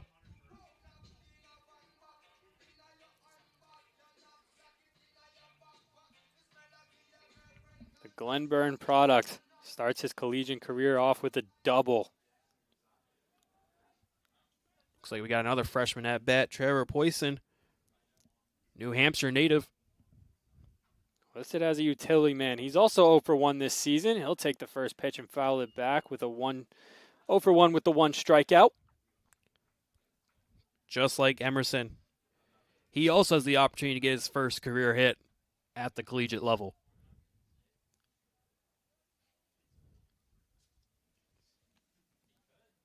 Moser looks in now. Here comes the pitch. Big hack at it and a big swing and a miss. Poisson finds himself in an 0-2 hole. That was definitely the swing of, I want my first hit in Division III baseball. So he swung that as hard as he could. Unfortunately, does not get the barrel.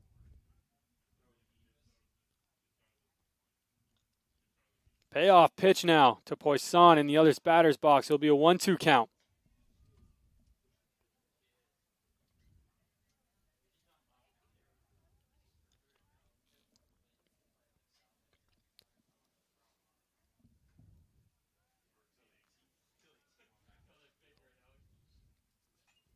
That one fouled off. Staying alive now.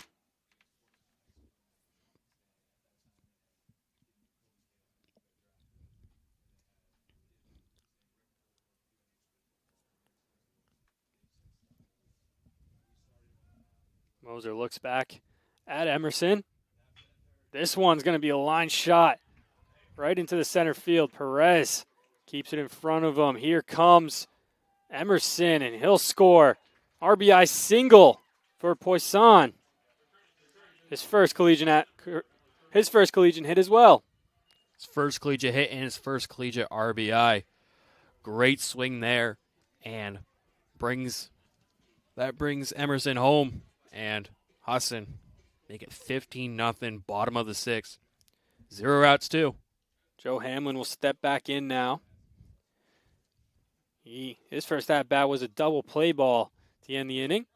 This one right up. It touches Moser. Trying to do a glove flip over there was Chadwick. That'll go down as a fielder's choice error, I believe. Yeah, that ball skipped off the pitcher's mound. Kind of weird. And the shortstop couldn't really read it. Tried to make a flashy play to get the out at second. Unfortunately, does not work out. Tyler Michaud will now step in. He was hit by a pitch his last at-bat. His first at-bat of the game, in the last inning.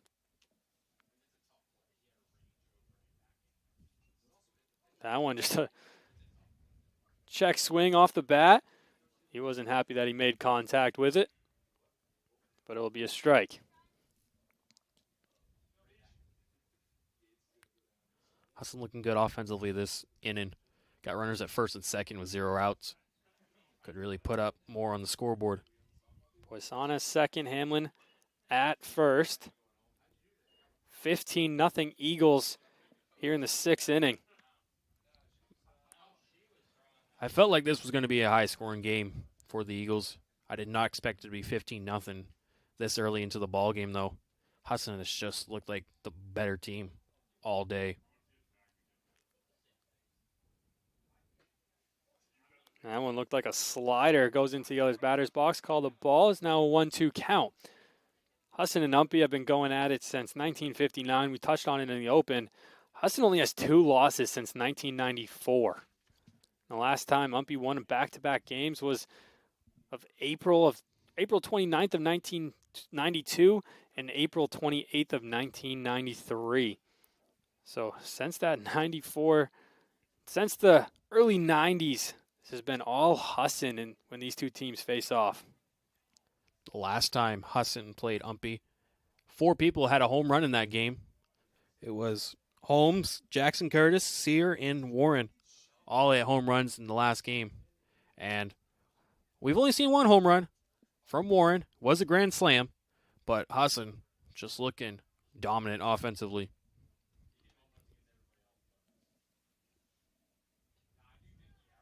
Big swing from Michaud, and he is down on strikes. Danielle Moser gets her first strikeout of the game. That brings up Justin Salvatore. I think the most crazy stat from the series history between Husson and Umpy is that, well, hold on right here. This one's poked. Perez is going to get that one on the running catch. He'll throw it right back to second, trying to get the fake from Poisson. No one's covering third, so Poisson's going to take it with ease, and that's going to lead Hamlin to second. Heads up play by the Eagles. As the ball comes in, just a little throwing error from Perez. No one covers third. Poisson takes it. No one covers second. Hamlin takes that one. And just like that, runners in scoring position. That was great base running awareness, both by Poisson and Hamlin. Saw that there was nobody on third, so he just took it. And then when they threw it, tried to get it to third, Hamlin stole second. Crowley with a big swing. Tanner Crowley came in for Matt Holmes as a right field substitution. The sophomore out of Franklin, Maine, stands at 6'3", only 1 for 10 so far this season. This one's a hot shot going into left. That's going to bring in Poisson, make it 16 runs for the Eagles, and runners at the corners now. That was a great swing there, and brings Poisson home easily. And now Sear will be up to bat.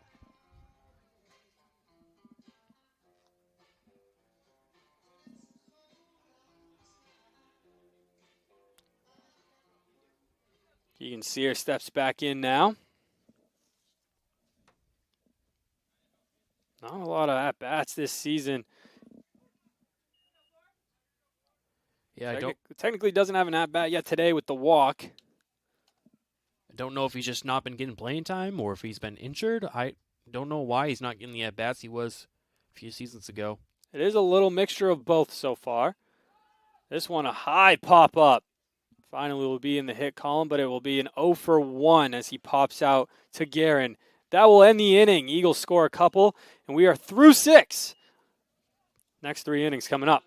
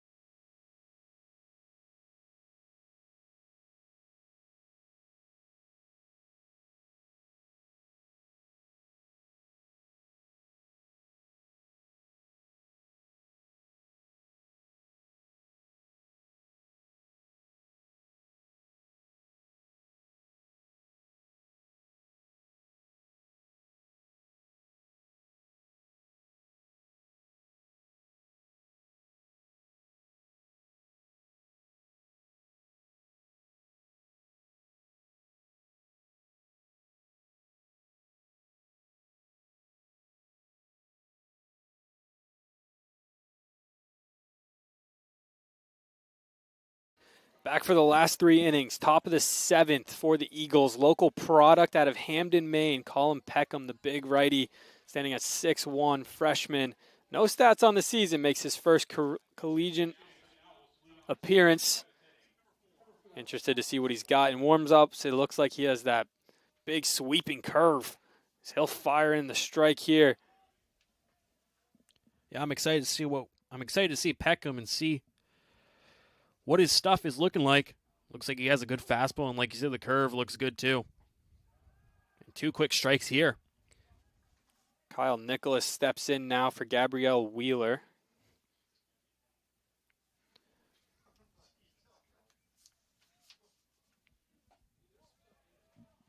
Didn't get the 1-2-3 strikeout. Just a little bit outside for Peckham, but he does lead the count 1-2 on Nichols.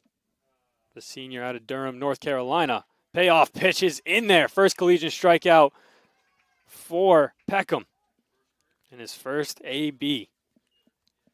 Off to a good start for Peckham. Getting a chance here with the score being 16-0.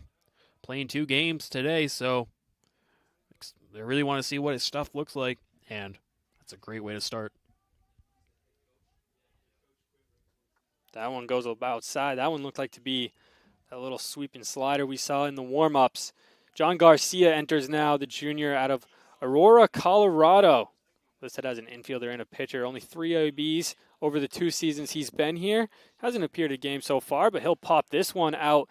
That will be Hamlin in center field to make the out. 2 quick outs for Peckham in his first collegiate appearance.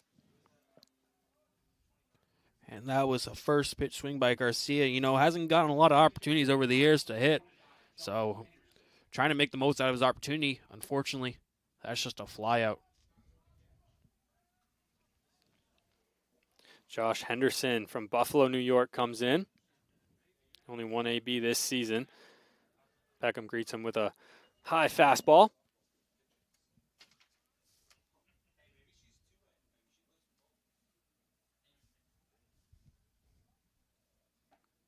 That one's that breaking pitch. Came in right at the head, but bends last second into the strike zone. 1-1 the count.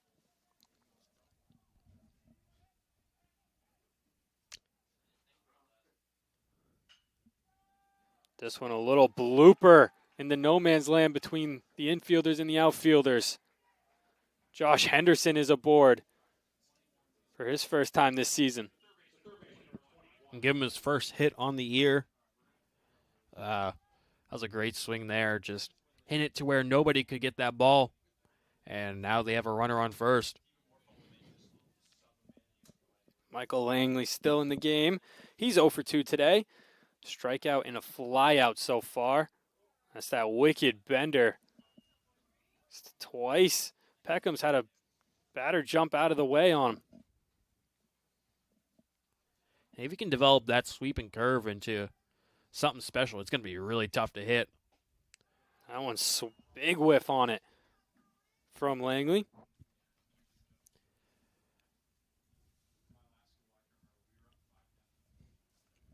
Colin Peckham looking good. Looking good in his first ever appearance. Ooh, that one's just a bit low, though. Umpire behind the plate calls that one low, and it'll be a 2-1 count. Henderson off at first. That one inside heater. Right at the umpy letters.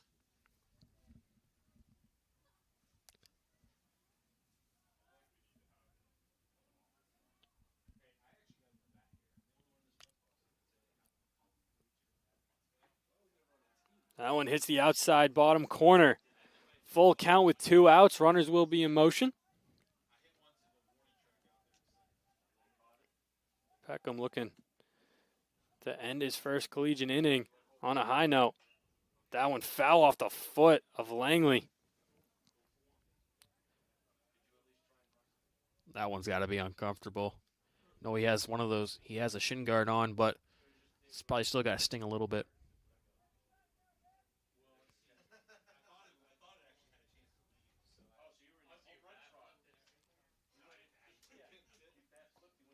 That one outside. He'll take the base. Defensive substitution for the Eagles as well. It's a good at bat there by Langley, making the pitcher work and able to get a base, able to get a walk on that. Jackson Lazat subbed into the catcher role. Ricky Garcia steps up now.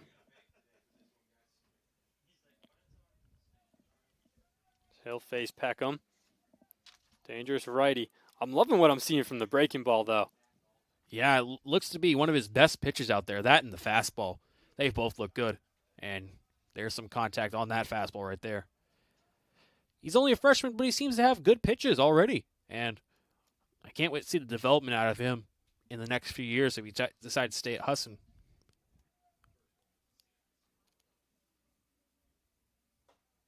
That one right at the umpy lettering. 0-2 count with 2 outs. Here in the top of the 7th, Husson leads 16-0.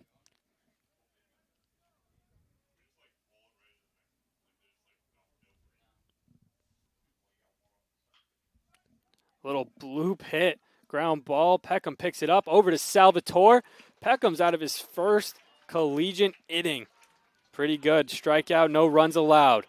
We'll be back with the Husson at-bats after this.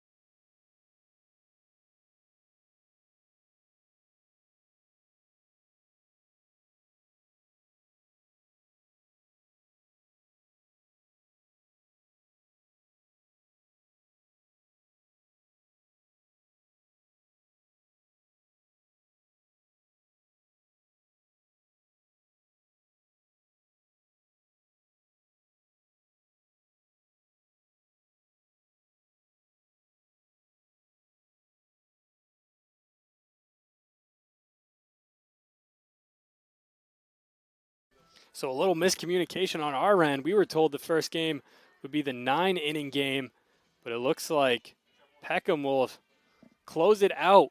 This will be the 7-inning game, one of 3 possible ones. So 2 will remain, and we're still waiting on the 9-inning game. We'll bring that confirmation in a little bit. The second game starting right around the corner, about 30 minutes or so. Me and Owen will be back to bring you that one.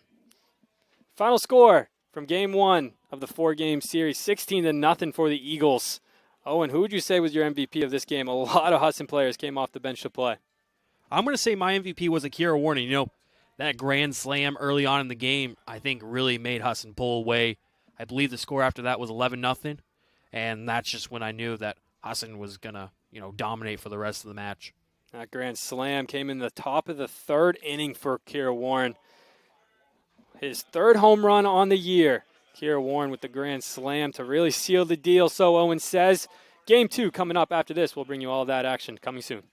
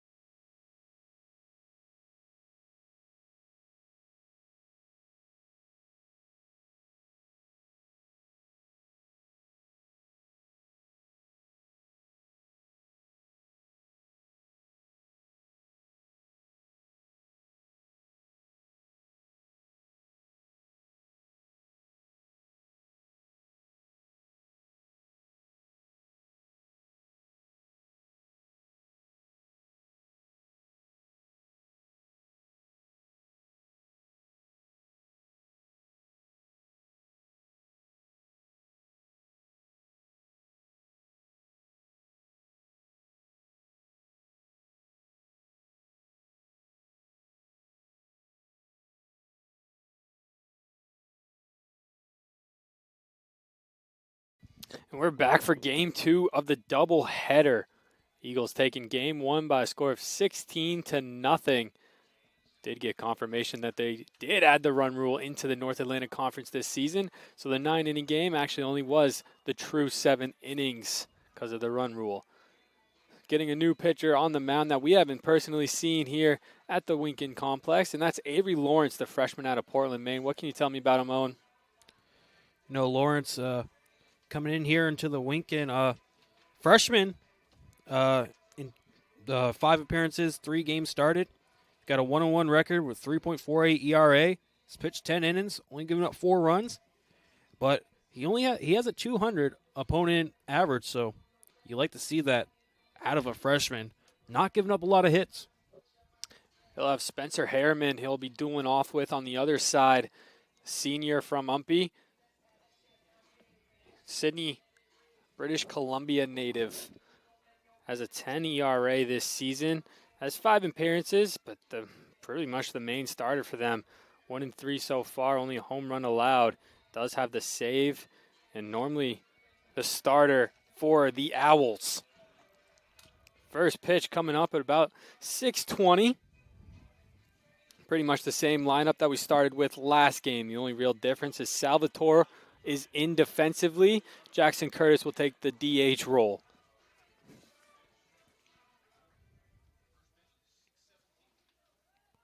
Perez will stand in now. Same lineups basically for both teams. First pitch is going to be a strike hunt for game 2. Lawrence, like I said, he's only a freshman and getting a lot of starts, so they got to trust him to be one of the main starting pitchers out there, and that would be strike 2. Swing and a miss. Perez 0 for 3 last game. Didn't have a ball leave the infield for him. Okay, pop out. Is this one just a little swing and miss, and they'll get him at first. It's an easy little play as Lawrence gets the first strikeout of the game. Dropped their strike there, but an easy play on the first base, and Lawrence looking strong. In steps Guerin. That one ran a little bit inside across the belt.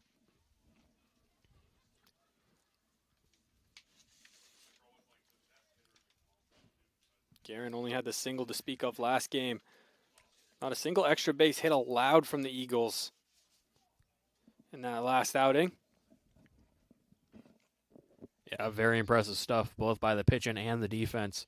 I know very early into that first game. We'll hold that thought there. This one over to Marshall. He'll throw it over to Salvatore. 2 away in what is the first career start for Avery Lawrence. Like I was saying, early in that first game that we saw Hunter Curtis make the dive and grab, and that really set the tone for the Eagles' defense and the pitching, and giving up 0 runs in that last game. Very impressive. This one, a little cut by Chadwick, but it'll just bloop foul. Chadwick, not the best game in game 1, but has looked dominant all season, putting up a over 400 average.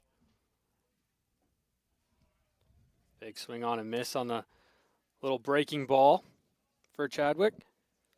The wind has shifted, blowing more straight out now. Sun's going down as well, making it very harsh on the outfielders. And there's strike 3. 1-2-3 first inning for Avery Lawrence. Husson coming up next. Warren, Evans, Curtis, all after this break.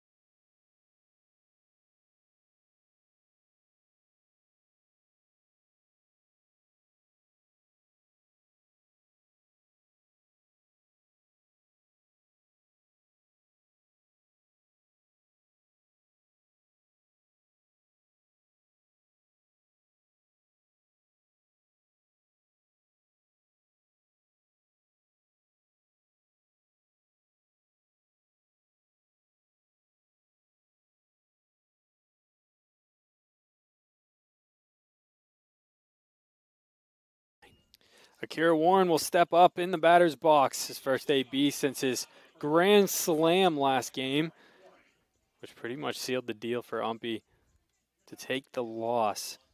That one brought the lead up to about 11. He'll face Harriman. That one finds the outside part of the plate. Strike one. Good start for Harriman. Yeah. Swing and a miss there. Little information about Harriman. He's from British Columbia, all the way out in Canada. So, an international kid getting the start here for Umpy. This one chopped to the shortstop. Third baseman Guerin will take it. Throws it over to Michaud. And one down in the inning.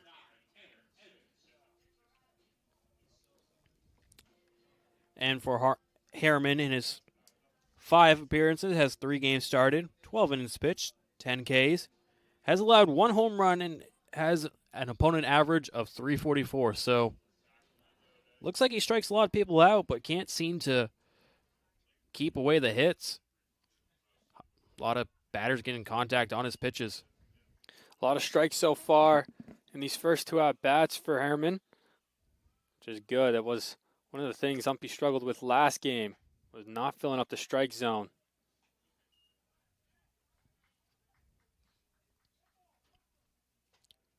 I thought he called that one strike at first, so did the scoreboard operator.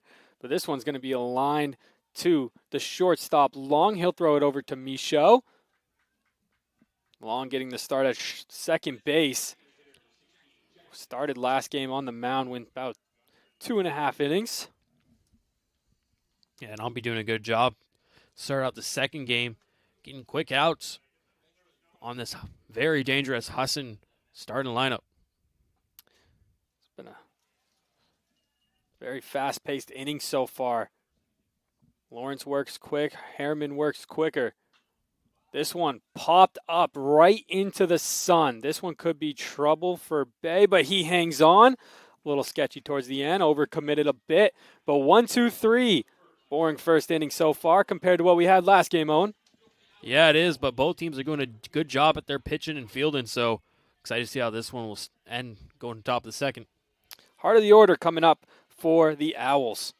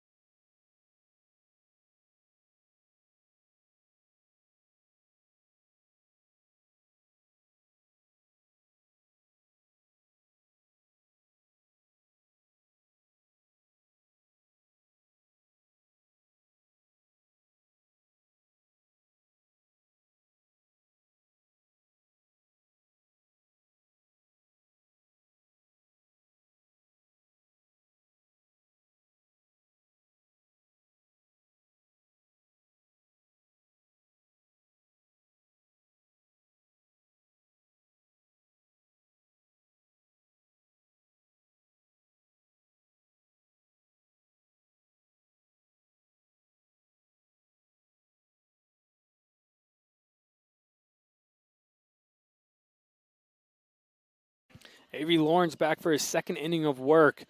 Pretty easy first inning for him. 2 Ks and a 4-3 putout for a 1-2-3. But now he's got the heart of the order. Michaud, Wheeler, Bo D, all up. Michaud, the power hitter, 364 so far.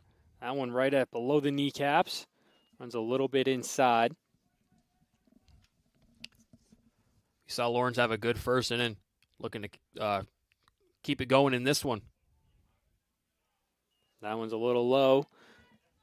Says the umpire, 2 balls, no strikes. Lawrence kicks and deals. This one a little pop fly Easy play over there for Busquet. An easy one out.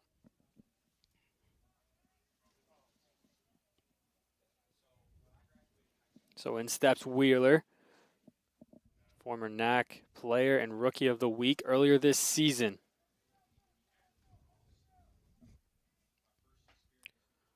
Way late on that one.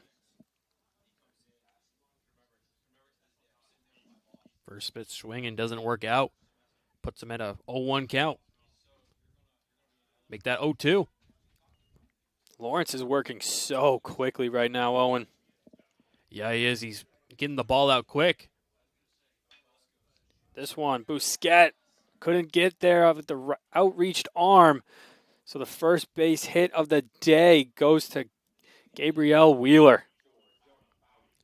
Yeah, and Wheeler, freshman out of Alaska, having a pretty average year with a double, a triple, and a home run, batting .250. But like you said, he was the NAC player and rookie of the week back on March 17th. So he's definitely a good player for this Owls squad. This one fouled back. As Bodie steps in now.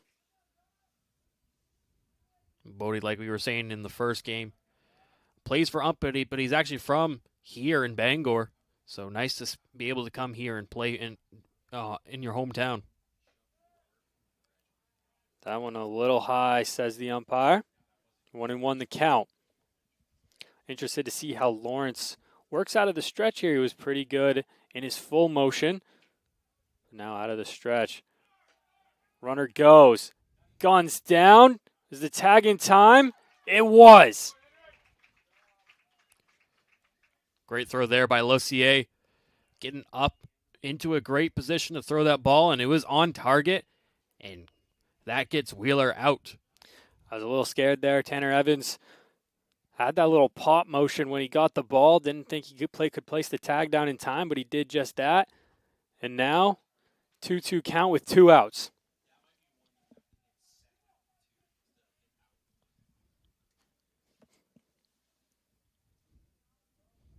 Payoff pitch. That one low.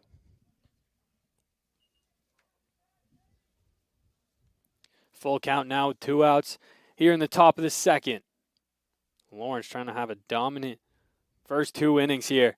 This one fouled back. Good fight off by Bodie. And Bodie making Lawrence work in this at bat. Lawrence can try everything he to retire the side. Shadows on the field make it really difficult. That one dots the outside corner. Lawrence, a dominant first 2 innings. Great stuff by him. Got the backwards K right there. And we move on to the bottom of the second. We'll be back with the Eagles bats after this.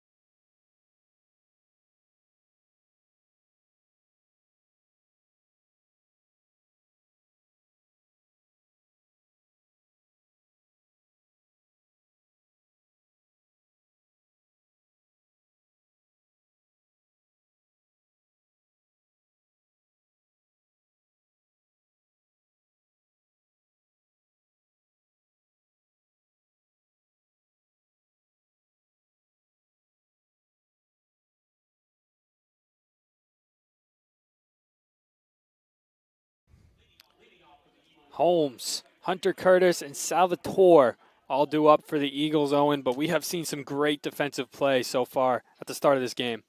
Yes, we have. Umpy being able to retire the side there, but Holmes, dangerous hitter up at the plate. 3 strikeouts so far. Holmes is going to rip this one, and it's going to land right in front of Bay, and Holmes is aboard. Holmes' first pitch swinging works out.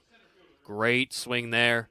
Got a good barrel on the bag, got good in exit velocity, and was able to line it so that the right fielder could not grab that one. And now, Holmes on first. Hunter Curtis up now. He was someone before he got subbed out. He was about, I believe, 2 for 2 with 2 stolen bases. Looked pretty good. He was both great offensively and defensively last game. He was definitely one of the standouts in that game. This one, a deep fly ball. Bay's not going to get there in time. That one scared off the pigeons resting on the dugout over there. We can see a couple of birds flying over the field. We saw one get really close to the pitcher's mound not that long ago. Interested to see if the Eagles are a little bit more aggressive here, or as aggressive that is. That one's a single into center field. Harriman has a lot quicker of a motion with that slide step engaged already, especially from the stretch. He works very quickly. Same thing can be said with Lawrence on the Husson end, where they just both are working so fast at the same time that it's going to be hard to get those stolen bases like they did last time out. The Eagles have 2 aboard with no outs, and in steps Salvatore. He's going to show bunt, a perfectly placed bunt. Salvatore cruising down the first baseline. It's mishandled. Bases will be loaded. What was supposed to be a sacrifice gets him aboard. Bases loaded, no outs, and Busquet comes up to the plate. Yeah, just a miss. This catcher, I believe that's Saros, if I'm not mistaken. He just couldn't grab the ball, and that loads the bases for a dangerous hitter, Ryan Busquet.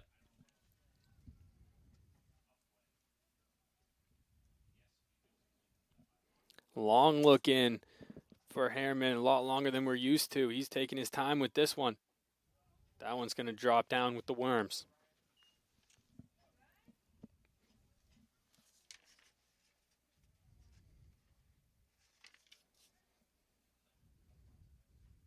Another long look in for Harriman. We were just talking about how quick this kid was working, but now working a little slow. This one's fouled off a big pop-up and not in play. I think a big thing, too, with the bases loaded, you want to take your time, and you want to make sure that you're throwing the proper pitch. You don't want a wild pitch, because that brings the runner home. You don't want a ball in the dirt and have it be bobbled. You're trying to be patient, and you're trying to be accurate. That one runs inside. Great job by Busquet to get the hands in for the base knock. An RBI single. Everybody moves up a place. Eagles lead 1-0 here in the bottom of the second with no outs. Busquet, very good hitter. Lines that one out to right. Great single there. Great RBI. And Husson leads again, just like last game. Losier had a great defensive play. Infield in for the Owls. Playing more for that home plate ball. Hot shot to the infield. They're going straight home with it. Going to try to turn 2.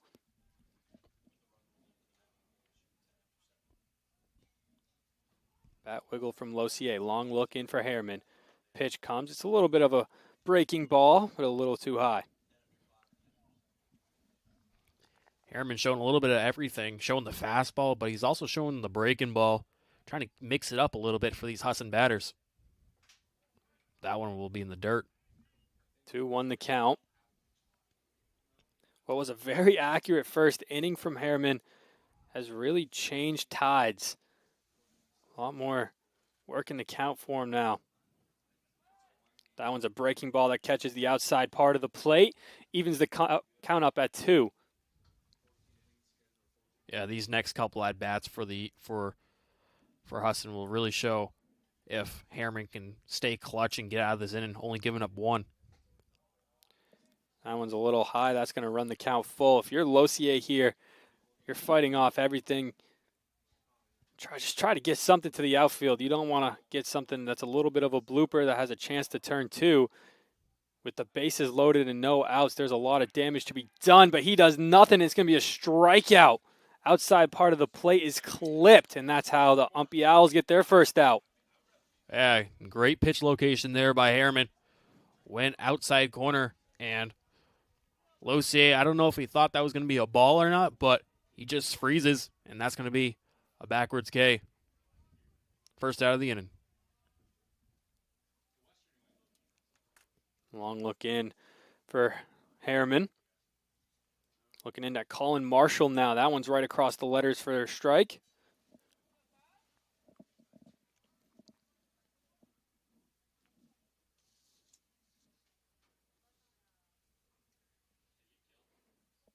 Got to get something out of this bases loaded opportunity. Only one run to speak of so far. 0-2 count quickly to Marshall.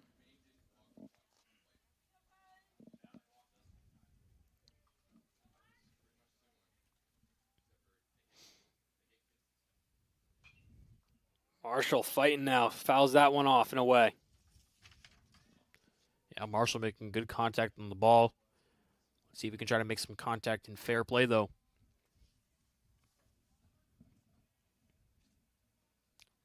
Big lead for Salvatore over at second. Pitch is in. A little off-speed pitch. Marshall was prepared for it to hit him.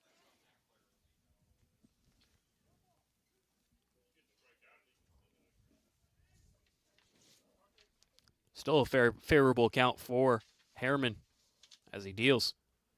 That one way in the other batter's box. Count evens up at 2 now. Yeah, Umpy's lucky that wasn't a wild pitch because that could have brought the runner home. Made a 2-0 game early on. And you do not want that. Colin Marshall had a single in his last appearance earlier today before getting subbed out. That one a little blooper back to the pitcher's mound. Little bobble with it. Colin Marshall will be out at first. Run comes in to score, so it will be 2-0 on an RBI fielder's choice. Yeah, a little blooper there. The pitcher couldn't handle it cleanly, so that brought the runner home, but he's still able to get the out at first. Fortunate for the Owls. But now with 2 outs, dangerous hitter Akira Warner had a grand slam earlier today.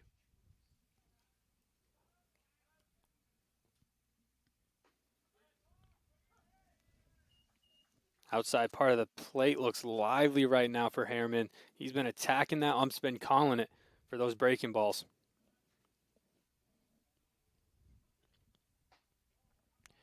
I think the umps are doing a good job in this game too. They're doing a good job at giving their own strike zone. Yeah, they're calling a lot of strikes outside, so Husson's got to adapt to that. Or actually, both teams have got to adapt to that and just not look at the pitch. Hot shot up through, splits the gap.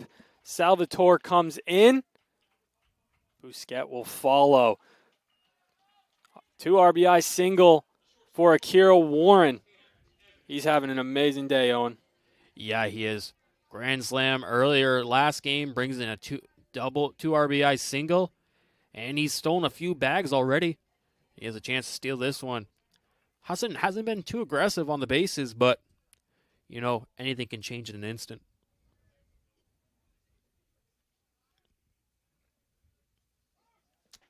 There goes Warren. Throw down from Toy. Got him. That's how the inning will end. Akira Warren caught stealing. There'll be 4 runs on 5 hits for the Eagles. And that's how the inning will end as we'll go to the top of the third. Owls up next.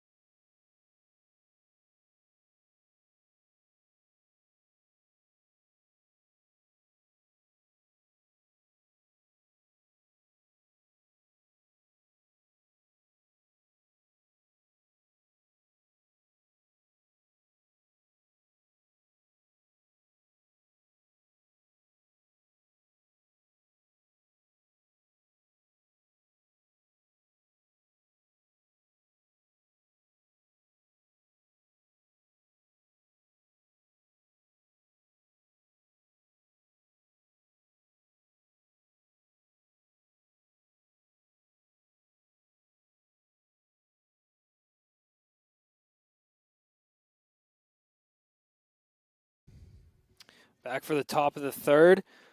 Owls looking to do some damage of their own after Eagles come alive in the bottom half of the second. 4 runs on 5 hits. Kira Warren caught stealing to end the inning. This one fouled straight back.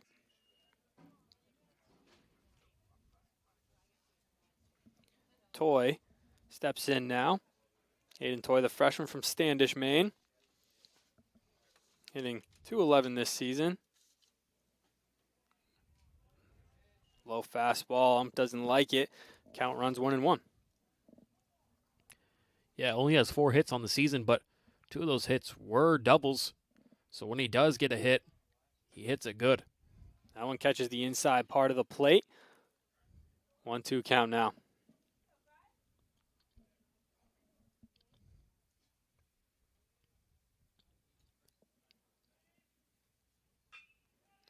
Little ground ball over to Evans. Scoop and throw. He gets Toy out. 1 down in the inning. And good job by Lawrence to have that only be a ground ball hit. Doing great with his command so far.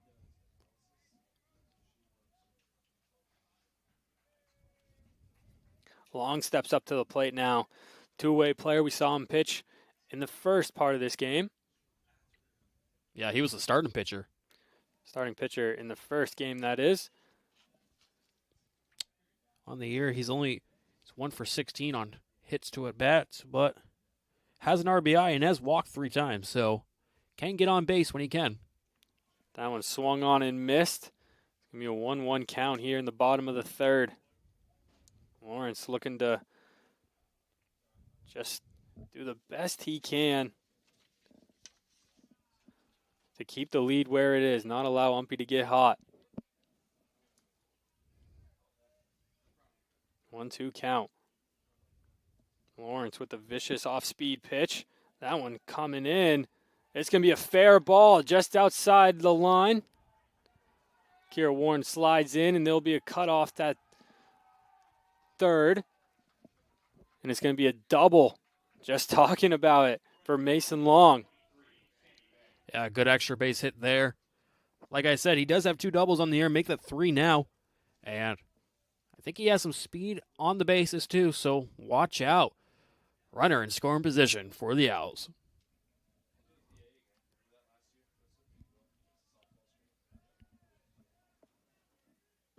Here's Sam Bay, 250 on the season.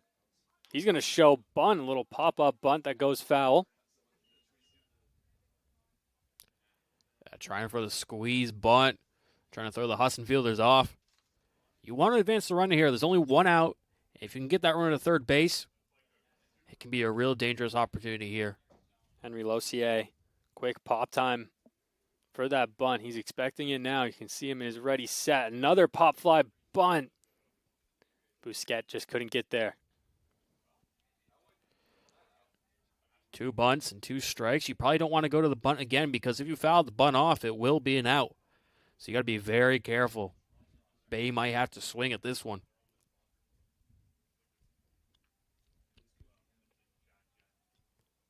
Bay with the all-pink accessory get up. The runner in scoring position looking to do some damage. That one's going to be a foul ball. Yeah, Bay showing a little bit of swag with the pink sleeves, the pink batting gloves. It's easy to tell when he's up there with his gear alone.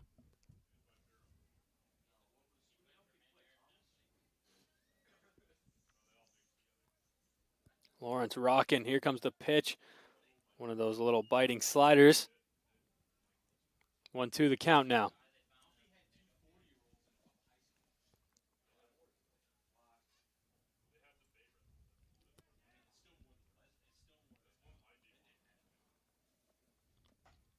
That one swung on and missed, and down goes Bay on strikes. 4th strikeout of the day for Lawrence. He's been dealing so far, Owen. Yeah, and great upper fastball there. Got Bay to chase, and he just missed Lawrence. Looking electric.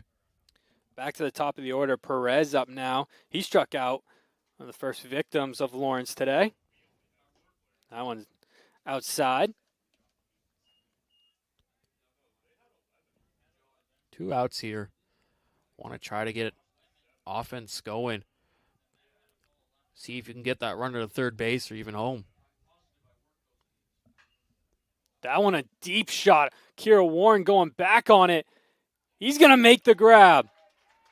That's how the inning ends, off an impressive grab from Akira Warren. He is a hawk out there. Yeah, he had to run out quite a ways to his right. And those aren't easy to see, especially with the sun setting. And he makes a great catch there to end the top of the third. Dangerous double by the second batter in long. But the Owls couldn't do anything with it. We come back. Holmes, Curtis, and Salvatore all due up.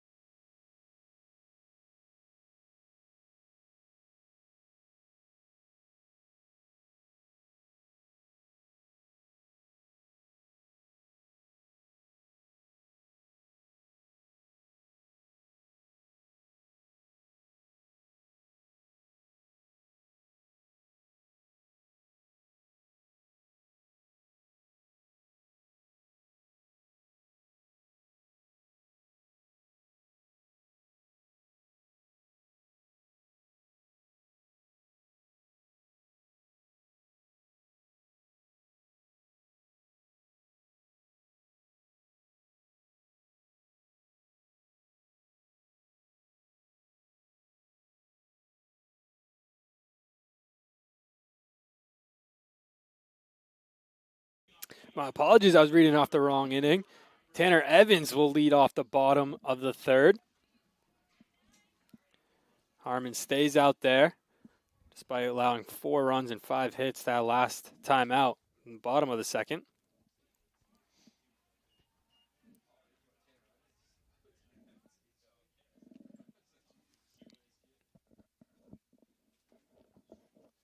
That one low and away. That one's going to be the second straight ball. Harmon's lost some command here, Owen. Yeah, he looked really good in the first inning and then giving up 4 runs in the second. And nice hit there. Hot shot through the gap. Evans will get aboard with a single. Yeah, Harriman, I think after loading the bases, he just kind of looked shaky and he looked nervous. You want to try to stay poised in those situations. And now with the runner on, brings up Jackson Curtis. Jackson Curtis hasn't done that much damage today. We know he can turn it on at any time, though, Caden. He definitely can. The first game had the double and the single. Flew out to start this game.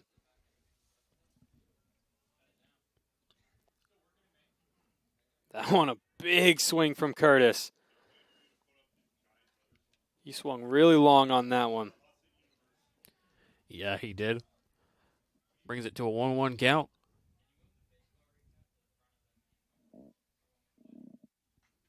That one fouled off. Curtis in a 1-2 count now. This would be a big out for Harriman.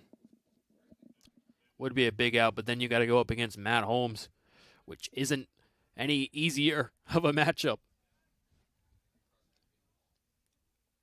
That one in the dirt. Evans is going to move on to second base. That one gets past Toy. Yeah, losing command more and more at every at-bat. Want to try and get back to your roots from when you retired the side in the first inning.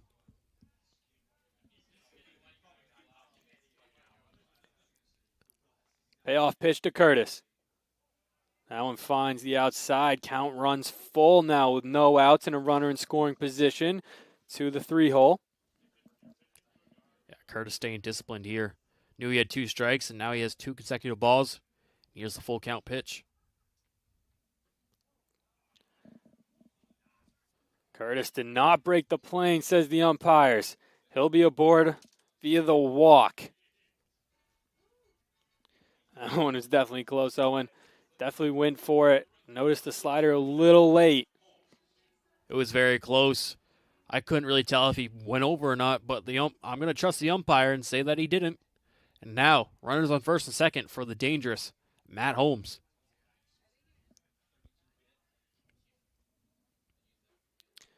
Pitch, calm first pitch, swinging. This one looks like it might be trouble out there in the outfield. This one's going to leave the yard. Matt Holmes with a 3-run shot. That one didn't look like it had a chance when it first left the bat. That one just grazes past the wall, and it is now 7-0 Eagles in the bottom of the third. I think with the wind shifting more outwards, I think that definitely helped the ball sail to get enough power out of it. And Matt Holmes showing the oppo power, making it 7-0 Eagles, the bottom of the third. No outs either, and Hunter Curtis is going to look to add on to that score. Bases cleared now for Hunter Curtis. Matt Holmes makes it a 7-run lead as he takes this first pitch. That's going to be a single for Curtis. Curtis was thinking about going two, but decides to stay at first. And Husson get into a little groove here. Between the two games, that is the 4th single for Curtis. Yeah, he's doing a good job at making good contact and getting on base. He's also stolen a couple bases, too. It's a big lead at first, but it's not going to go. Ball comes up high across the eyes of Salvatore.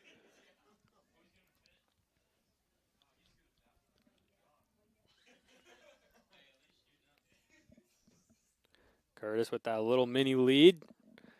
Harmon will check on him, but to no avail, just seeing what's going on over there. Yeah, Harmon didn't like the lead Curtis had, so just testing him a little bit, making sure he stays close to first base. That one a little breaking ball. That one's going to find the zone on Salvatore. Counts even at once.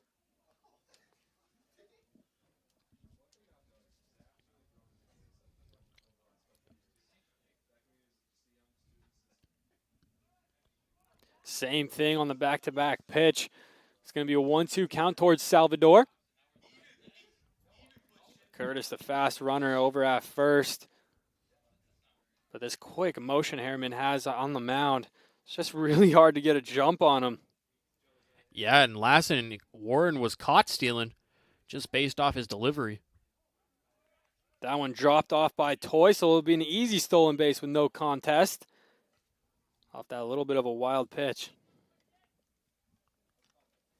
And as you can see here, the sun is pretty much almost set. There's really no more glare in the fielder's eyes.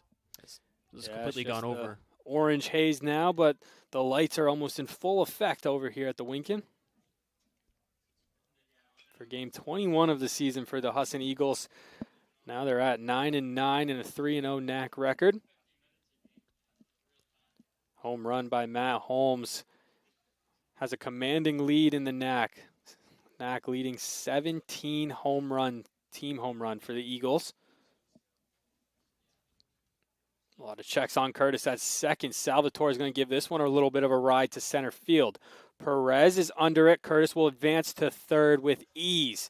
1 out away in the bottom half of the third. Well, yeah, there's 1 out, but now you got a guy at third base, which means the Eagles are in a great opportunity here to deal some more damage in this inning. Buskett, no slouch on the hitting side. Same opportunity to do what he did in the bottom half of the second. An RBI single is what he produced. See if he can do it again. That one, little curveball that drops in there.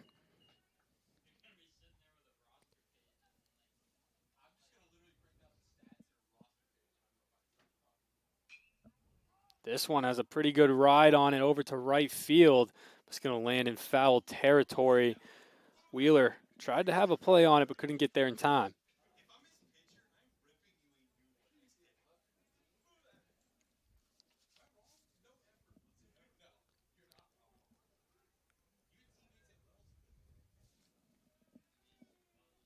Harmon. This one ripped in. It's going to be an RBI single for Busquets, so he does produce what he did in the bottom half of the second. Yeah, and Busquet quietly been one of the best players for the Eagles today. Has produced a lot of runs and has been able to get on base. He's definitely been one of the strong spots on this Eagles roster. And it looks like they're going to make, I don't know if they're going to make a pitch change or what, Caden. Doesn't look like it. Tim Burns then in motion towards the pen. Doesn't look like anybody's up and moving yet. So this is just a talk about just trying to calm the fielders down a little bit. A long 2 innings. This second half of the third and what was the last half of the second was. And with 1 out here, you may try to look for a double play opportunity. You might try to look just for anything to get out of this inning.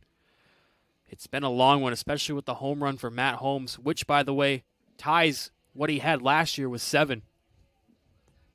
Yeah, that also puts him in pretty good contention to chase the season home run record. I mean, we're just entering the halfway point. This is the halfway point game. Matt Holmes is at 7 home runs. Nick Arthurs has the record for a season, and that's 11.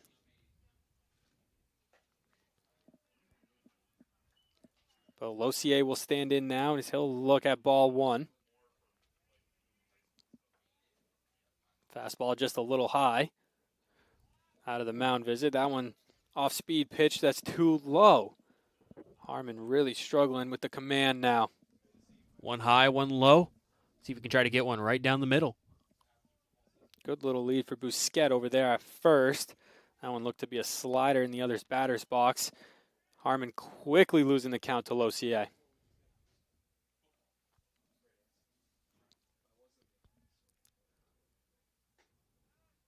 That one finds the bottom of the strike zone. 3-1 count as Harmon tries to battle back.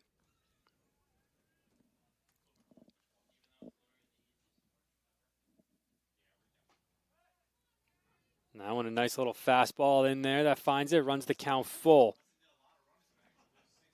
Lossier, you're going to have to look to be aggressive at the plate here. Swing at almost anything you can get a ball at. Just like that. Fouls that one off. Yeah, it looked like he had to take sign the last 2, with Harmon just being a little on the onside of Wild. He's doing a great job now, just fighting to stay alive. Count still full. Payoff pitch from Harmon. That one's low. Free pass there for Lossier. He gets on the bases for the first time in this game. Colin Marshall, who had a 1-3 ground out last time.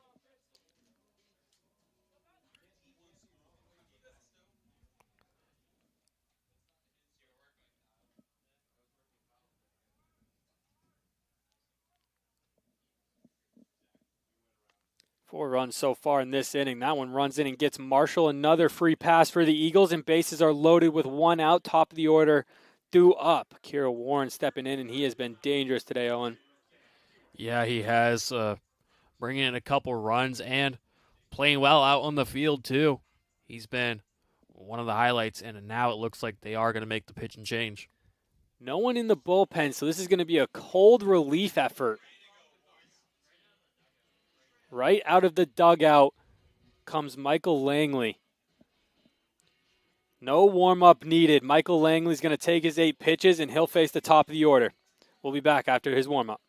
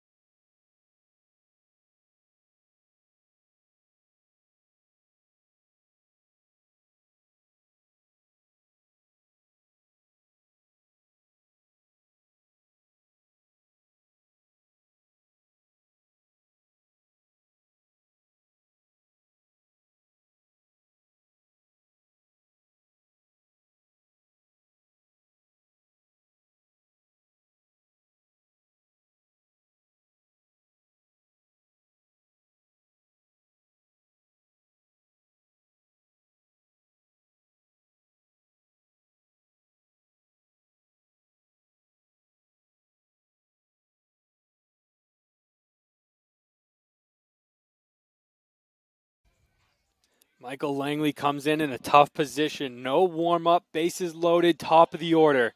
Not ideal, Owen. Yeah, not ideal. You got the top of the lineup, Akira Warren. Already had a grand slam today.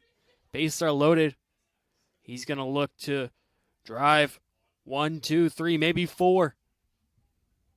This one, wild pitch to start off. Runner comes in to score. Busquet comes in. Didn't even need the bat of Akira Warren. Just a mistake by the Owls, and it puts another run on the board. 5 runs so far this inning, make it 9 for the Eagles. Yeah, and besides the first inning, they've just poured it on second and third inning, and it doesn't look like they're going to stop anytime soon. That one outside as well. 2 balls to Warren here. Yeah, that one could have also been a wild pitch.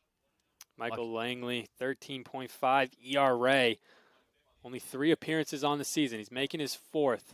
That one a little high for the umpire's liking. Only 2 strikeouts, 2 home runs allowed. That's the big number. That is a big number. If I'm Warren right now, I'm not even going to swing my bat. I'm going to hope for the walk. 3 innings pitched, 2 home runs allowed, and a 4-pitch walk out of the pen from Langley.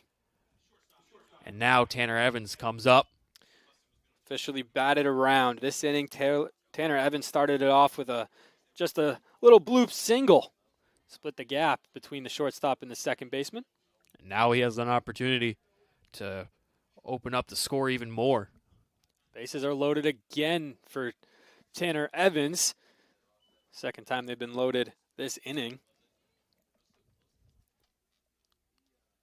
Looks like Toy is getting up a little bit slow, but I think he's going to be okay.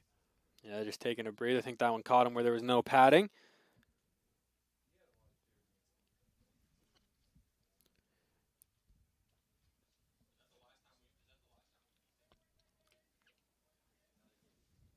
After the little breather, 1-0 to Curtis, 1 out, bases juiced for Evans.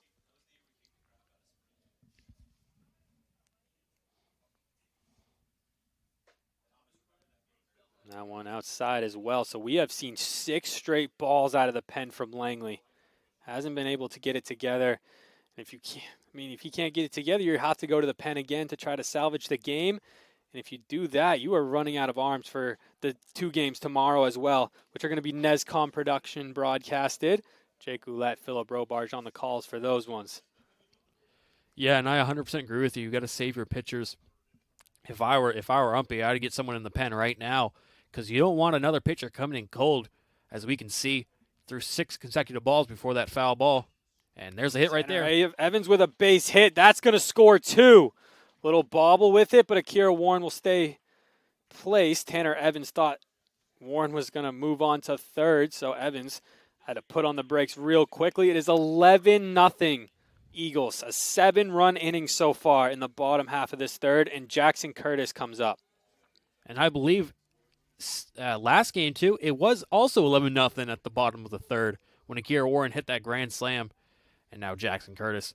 If the floodgates weren't open already, he could open them up even more.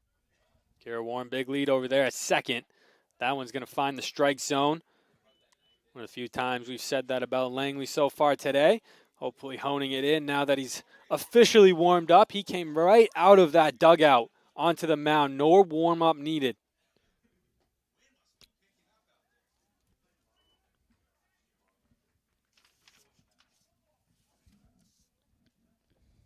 Jackson Curtis walked earlier this inning. Back when it was only 4-0.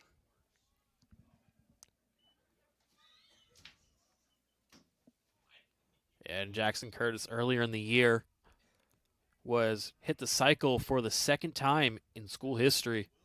Obviously, the cycle's a very rare accomplishment, and he was able to do it. 3-1 count. 1 out. Akira Warren standing over at second. Tanner Evans at first. Langley has really struggled since coming into this game. That one's going to be low, feeding worms, and bases are going to be juiced for Matt Holmes, who homered earlier this inning. Yeah, 3-run shot from Holmes. Now with the bases loaded, he could make it very interesting. We'll actually get a pinch runner for Curtis over at first. Jackson Lark, Northampton, New Hampshire native freshman, making his second appearance. He got an at-bat against Marymount about a month ago now in the spring trip in March when they were down in Florida. Yeah, he's going to have some. I bet he has a lot of speed on the bases, coming in for a guy like Curtis, who is kind of fast, but he's not the fastest. And, of course, in this type of scenario, you want as fast as runners as you can.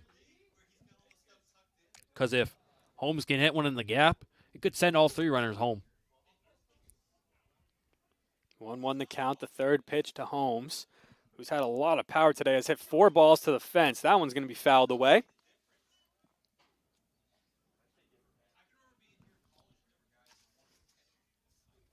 The wind has definitely died down compared to when Holmes hit the first time, not blowing as much out. That one swung on and missed. A strikeout for Matt Holmes, his second of today, the second out this inning. And that's been one of Holmes' biggest weaknesses this year, is he's striking out a lot more than what he did last season. Brings him up to 30 strikeouts on the season, and we're only halfway through the year. Langley kicks and fires. That one is going to be swung on. Toy couldn't hang on with it at first.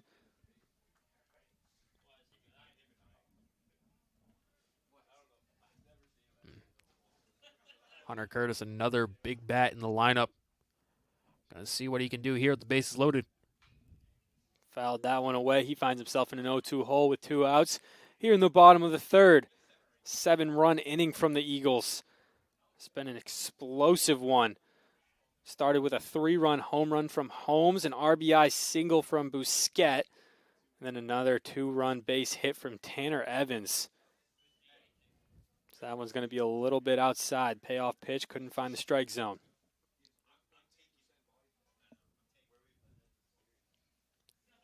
Langley kicks and fires. He'll fight off by Curtis, that is.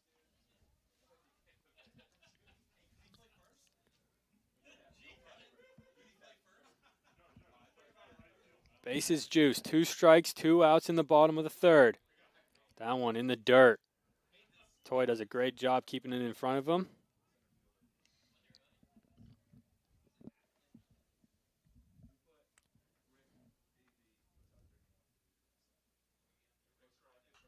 This one, another fight off by Curtis. Doing a great job keeping this one alive. Said that well, Caden. Yeah, he is doing a great job at staying alive in this at bat. Making the pitcher work for every pitch. Langley, payoff pitch. Another foul off by Curtis.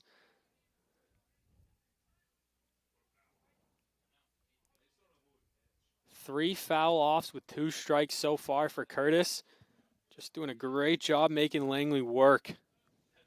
Yeah, he sure is, Caden. And with his 25 career walks, he likes to stay in counts and work as hard as he can. This one is popped straight up. Forever in the air. It's going to drop. 2-run score. Warren and Evans come to the plate. Miscommunication. First baseman, third baseman, pitcher, and catcher all couldn't figure out who wanted it. 2-run score.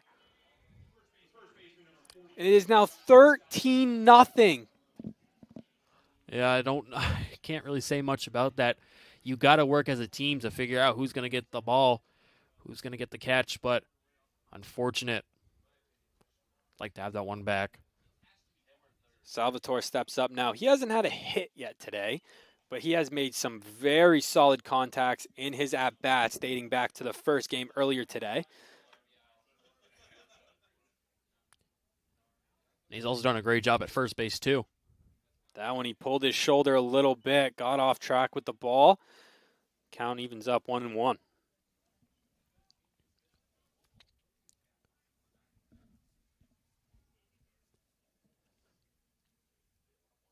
Langley looking back at second.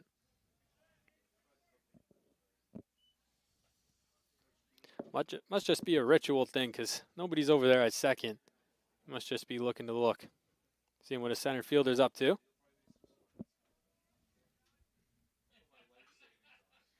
That one fouled away. Count evens up at 2s. If you're umpy right now, you want to try to get out of the inning, try to get a strikeout, try to get a ground ball, or just a fly ball. Got to do whatever you can to at least get it to your top half of the 4th.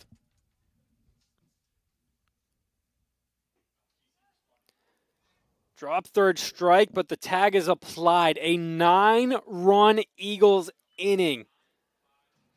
All started with a 3-run shot from Matt Holmes and a 2-run RBI single from Tanner Evans, a single RBI from Busquets. We are going to the top of the 4th. Don't forget, Lawrence still out there. He's been dealing. He's coming up after this.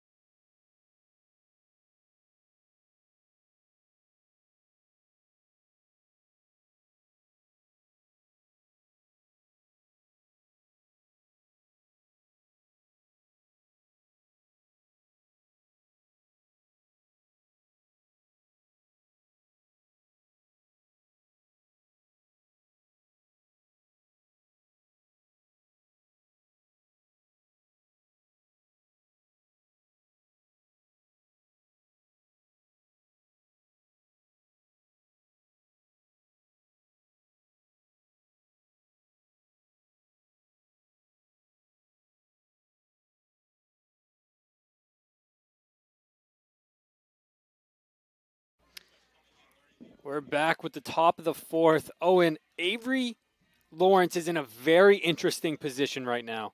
He has been absolutely dealing so far. 4 Ks on the day, only 2 hits allowed, but he's just been sitting for 20 minutes. Yeah, it's kind of tough because when you're just sitting out there cold, could put you in a bad situation, but I think he's going to be okay, Caden. As that one's the first strike, so maybe he's not cold. Lawrence has looked really good today. Important to note, little defensive substitutions in the middle infield. Michaud goes to shortstop. Yates Emerson takes over second base. That has been the only substitution so far for the Eagles in this game compared to their bajillion by this point last game.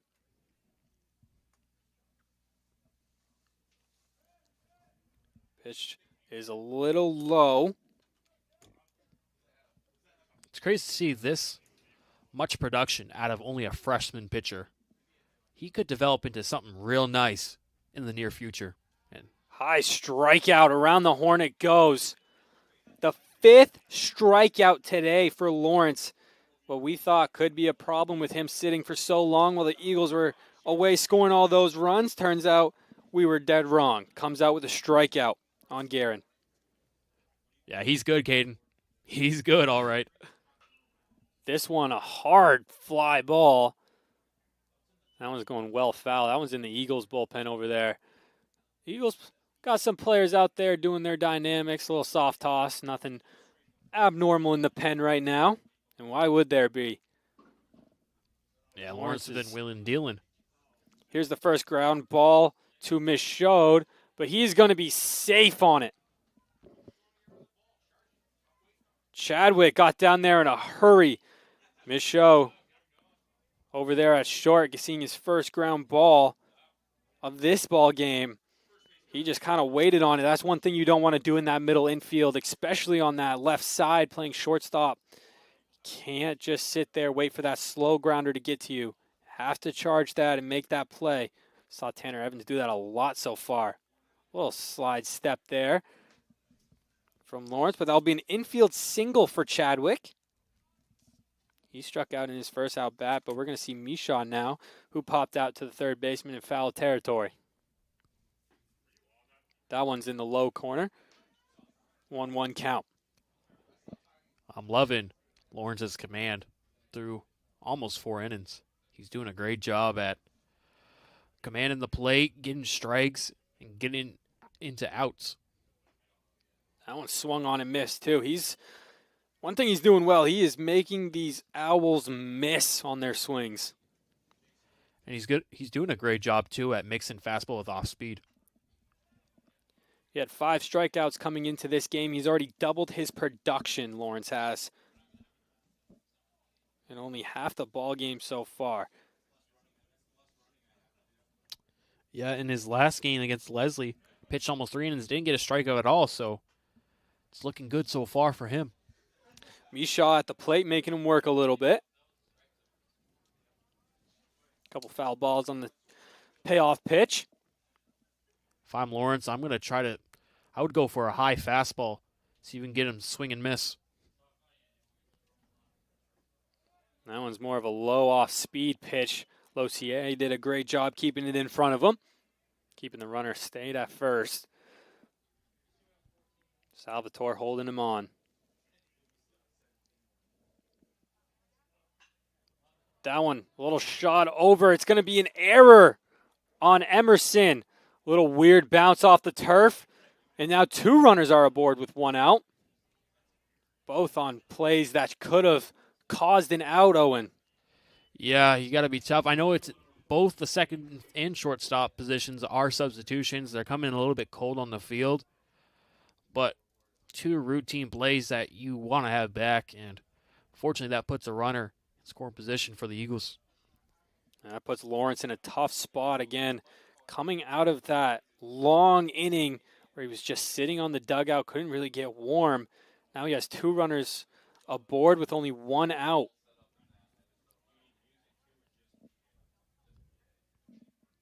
This will really test Lawrence's pitching clutch here. See if he can get out of this inning. Already has 1 out. That one gets past a little wild pitch. Looked like a mix-up there. Yeah, now with runners advancing the second and third, Lawrence is going to have to keep his composure. Make sure that confidence stays high. If you watched it closely, Losier, the catcher, was up in kind of a popped position looking for a high fastball, it looked like. Lawrence delivered that off-speed pitch, bottom right, and it just completely tossed up the catcher and Losier. And now runners are in scoring position with 1 out. That one's fired in there right across the chest for a strike. Yeah, that was a much-needed strike. Already having 2 balls, you needed that strike there to keep alive in the count.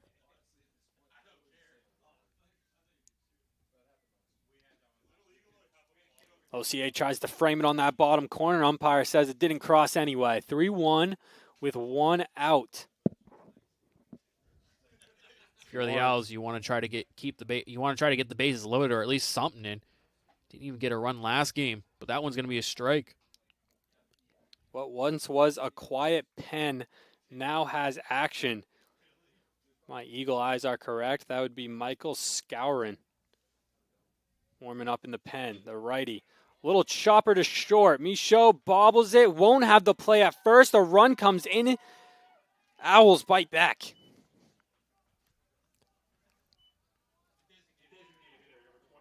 First run they've had in over 10 innings today, so it's good to see them finally get on the scoreboard here, Caden.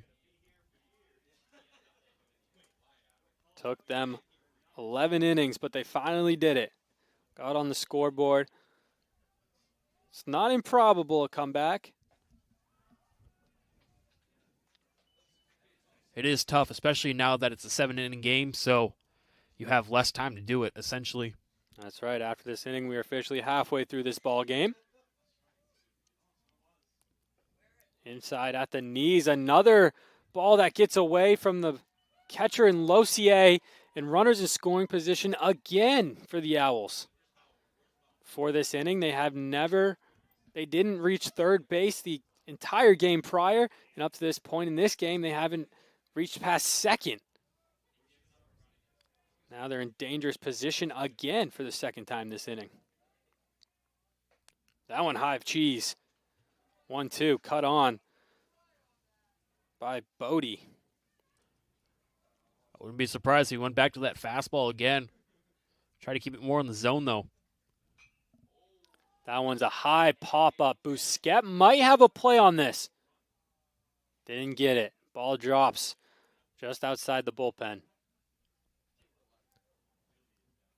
Busquets definitely had the read on it, though. He was way out there. Yeah, he was pretty close on that one, just unfortunately didn't have the reach for it.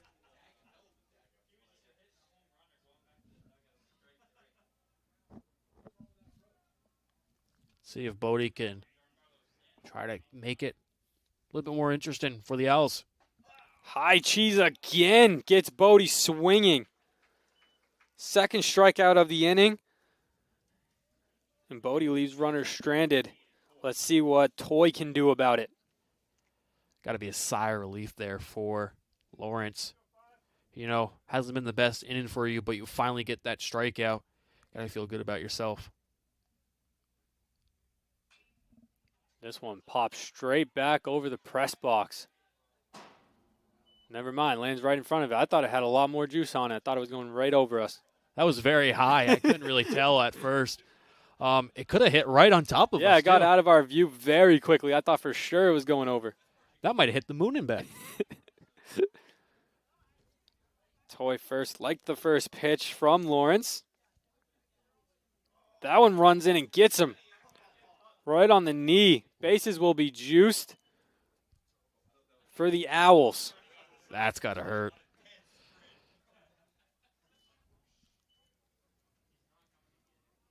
The first free pass Lawrence has given up. Would you make the pitch and change now, or would you wait until see if you can get out of this inning? It's a 13-1 ball game, and we're halfway through the game. I say you let Lawrence finish the inning. If you have a force play at any play now, Lawrence has done a great job, showed you a lot of great stuff, especially from his freshman. From this freshman, he's doubled his strikeouts today. He's done a tremendous job on the mound. I say you ride with the freshman, make that change the next inning. Obviously, you want to take those 9 runs, but you really cooled off your pitcher in that process. Doesn't help the 2 errors that came with that. But he's looked tremendous so far today, and I think he deserves to get this inning, and that's what he's going to do right here, as he's already 2 strikes in on Long, who had a double in his first AB back in the 3rd inning. That one couldn't find the outside corner. Evens it up at 2. Just want to point out that it's pretty much officially dark here. All the lights are on and bright. Payoff pitch now. Swung on and miss. Lawrence 6 Ks on the day.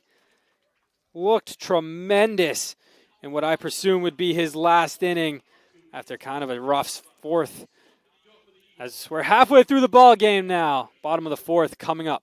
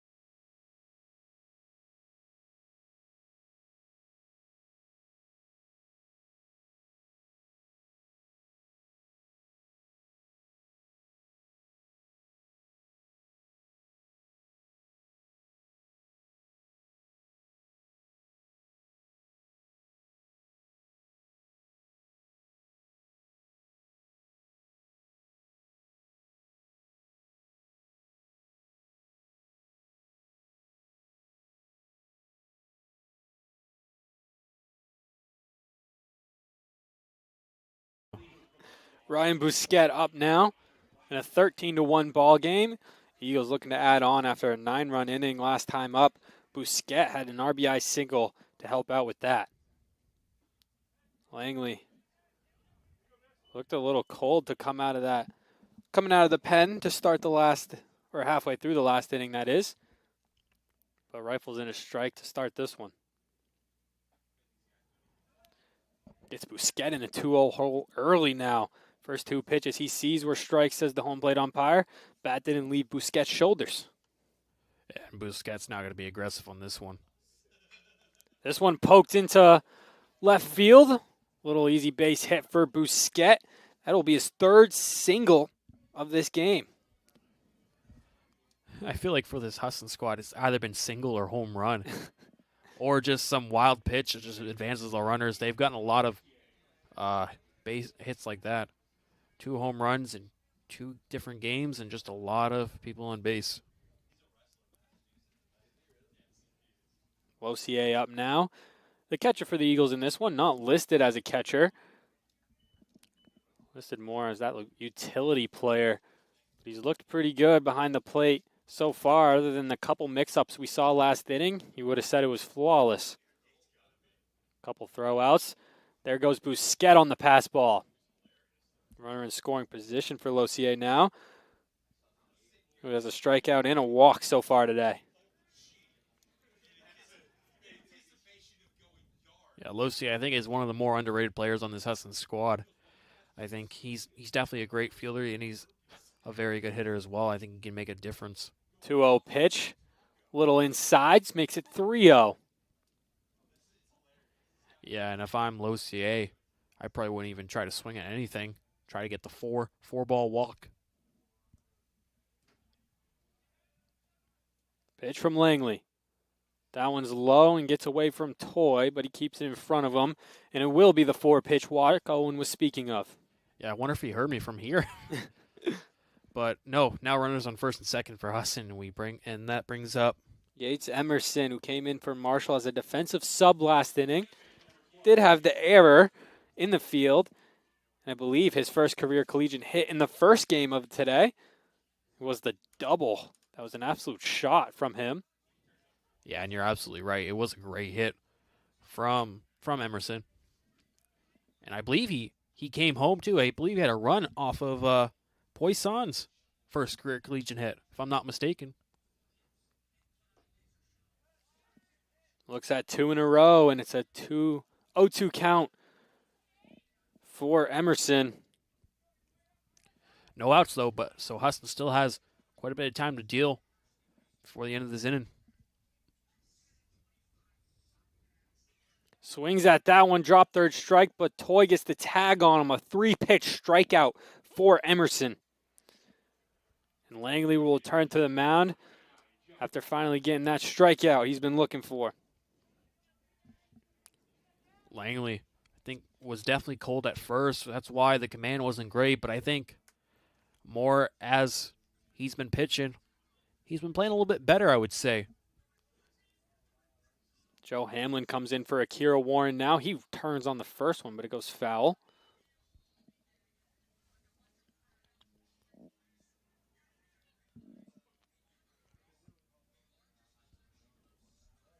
Lossier at first. Bousquet at second. 1 out after the Yates-Emerson strikeout, and the 0-1 pitch is at the knees of Hamlin. Make it 1-1.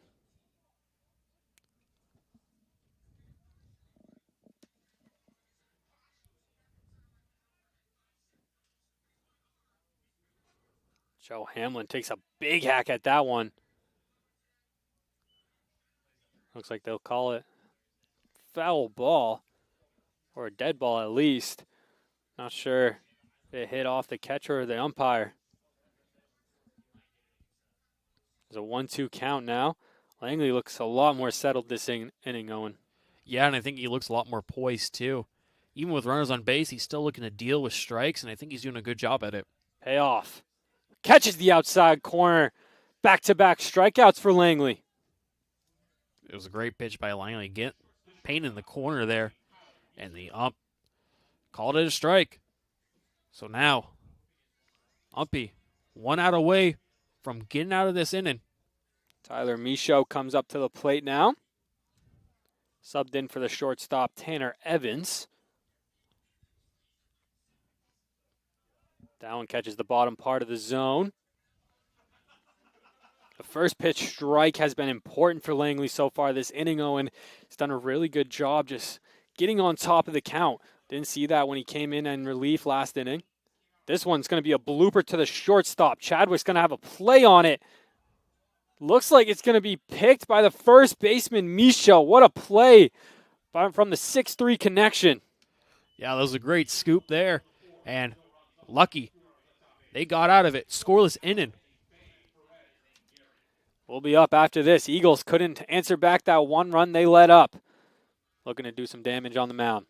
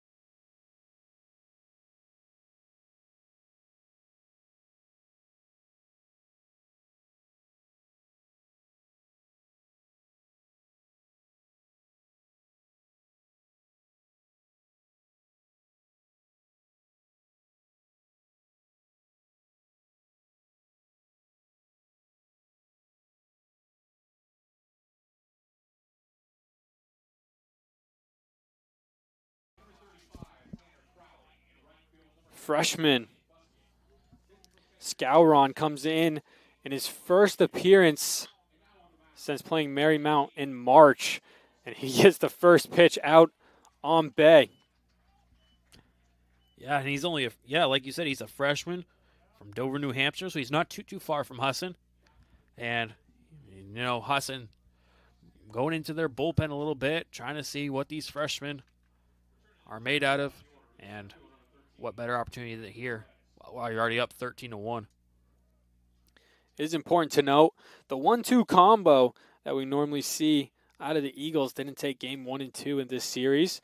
Normally Matthew Wallingford and Connor Abood are the 1-2 that we normally see for game 1 and 2, but not the case today. We'll probably get them tomorrow for game 3 and 4. Yeah, I was just about to say we'll probably see them tomorrow during the NESCOM broadcast. Don't miss that. I believe first game starts 11 o'clock. Right, they moved it up due to inclement weather coming in. That one, a nice little breaking pitch in there from the freshman. Drops it in on Perez. Seems a lot of these freshman pitchers for Husson, they just know how to deal the off-speed pitches, and the breaking balls are just looking electric. Little shot over to shortstop for Sear, picked by Salvatore. Got him. What a play from Sear and Salvatore. Yeah, Sear charging that one. Able to get it out quickly, and great pick. Great scoop by Salvatore. Get the first out of the top of the fifth. Great 6-3 connection there. Sear over behind third base to make that play and rifles it across. Salvatore with a great pick on the one hopper off the turf. In steps Guerin now. Big cut there. He had a strikeout his last time up. And with that 6-3 play, it's the little things that matter. Being able to charge quickly at the ball, being able to scoop it up at first base to avoid errors. Those are the little things that keep you in games or even make you dominate games. That one catches the outside part of the plate, an 0-2 hole for Guerin. Skowron working quickly in his debut here at the Winkin. Yeah, he's looking strong so far. He's not even looking like a freshman, to be honest. It's looking like he's in his third or fourth year already, showing great confidence.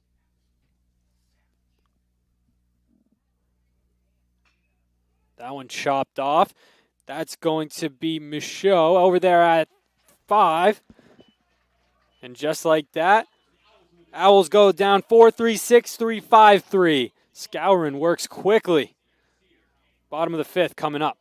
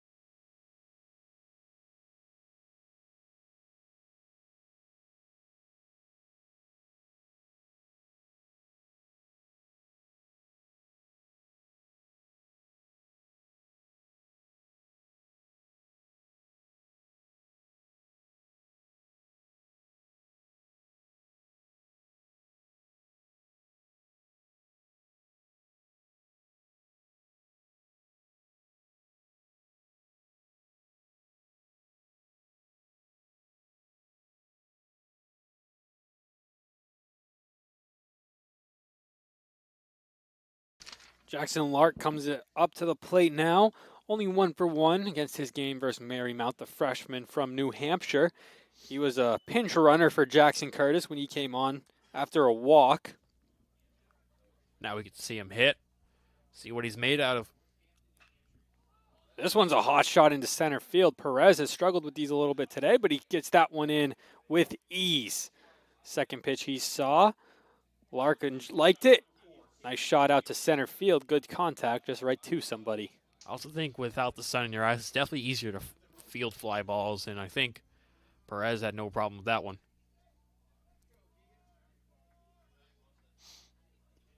Keegan Sear up now.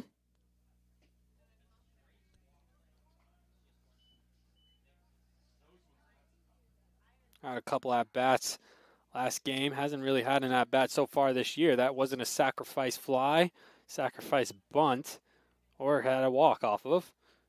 So nice to see him get some opportunities. Now rocking the full arm sleeve now to the sun's down. Big hack at that one. That one's going to be low for a strike. It's now a 2-1 count to the 4-hole. See if Langley can have another strong out in here. Strong inning, I mean. Another big hack by Sear. That one looked to be a little bit outside. Now a 2-2 count.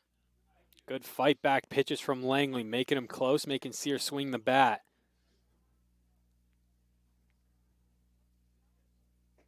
That one a little bit inside. Looked to be a slider aiming for that inside corner. The count runs full.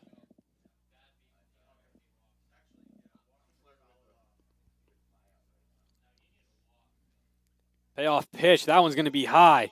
Sears on board with the walk. Yeah, good discipline there. Able to fight back. Able to get the walk, and now there's a runner on base. Tanner Crowley comes to the plate now.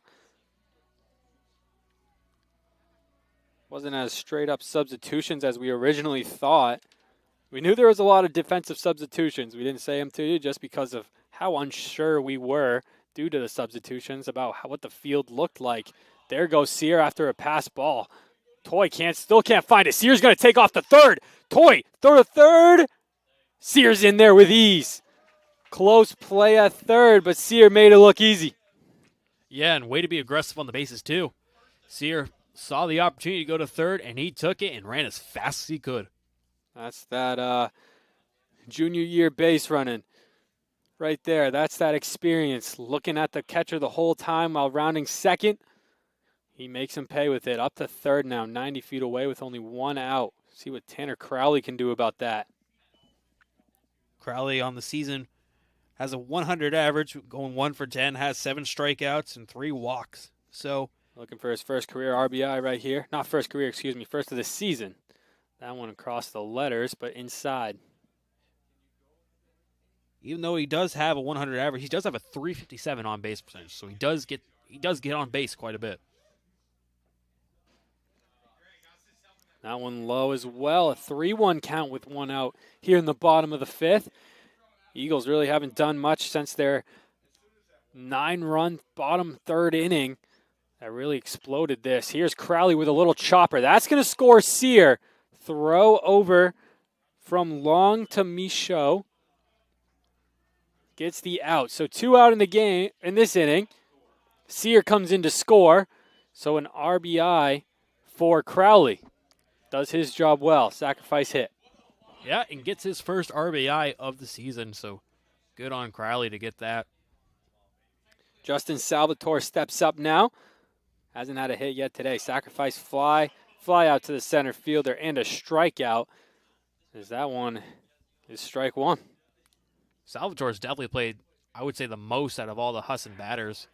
Has definitely played a big role in both the games so far. That one looked inside and low, but Salvatore took the hack at it. Quickly in an 0-2 hole with 2 outs. Langley working quick as soon as he steps in the batter's box. Strike 3. Salvatore down on 3 pitches. Allowed the run, but not too much damage for the Owls. Eagles up. See what Skowron can do in his second inning here at Dr. Winkin Complex.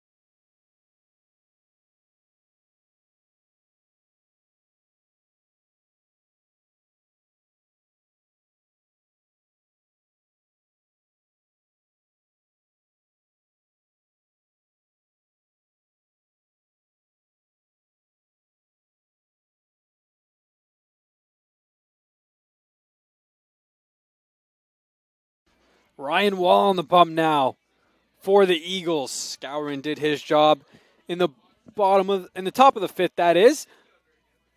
They're going to give Wall the top of the sixth. See what he can do. Yeah, this season Wall only has pitched 2/3 of an inning. Gave up 4 runs in that, 3 hits, 1 walk. So not the greatest outing, but we'll see what he can do here. The lefty has him swinging on the first pitch. Nice play over there by Emerson to get the first out. Owls have been really aggressive when a new pitcher comes into the ball game. Really loving that first 2 pitches. You see them make that contact. Hasn't really worked out for them so far today, but it's a nice little aggressive tip that they have. Yes, it has. They want to test the pitchers early and getting good contact on them. Even though that one was a ground out, still got good contact on it. Another one right back to Wall. 2 pitches, 2 outs for Wall. Are we going to see it? Are we going to see 3 pitches, 3 outs? This is a very aggressive part of the order. Chadwick, Mershaw, and Wheeler love swinging the bat. We've seen it all day. They don't really work the counts. They just go up there, and like the first pitch they see, they'll hack at it. Yeah, the lefty-righty matchup, too, is favorable for them. Swings it. It's foul. Yeah, you called it, Caden. Unfortunately, that one was foul, but that could have easily been fair, and that could have been a double or even a triple maybe. Yeah, that one had a tough little angle on it. Was curving foul. Started off, looked like it was fair from our point of view. Ended up just foul on that third base line. That one a little bit outside, so 1-1 count.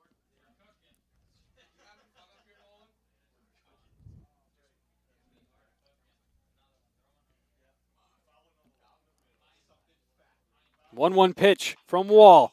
This one to the third baseman, Michaud. Over to first.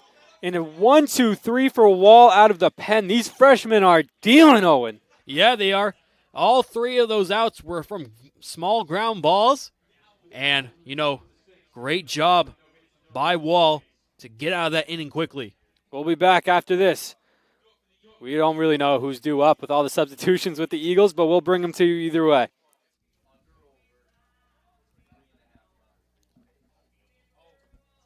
Wait, I'll take action on that. What you got?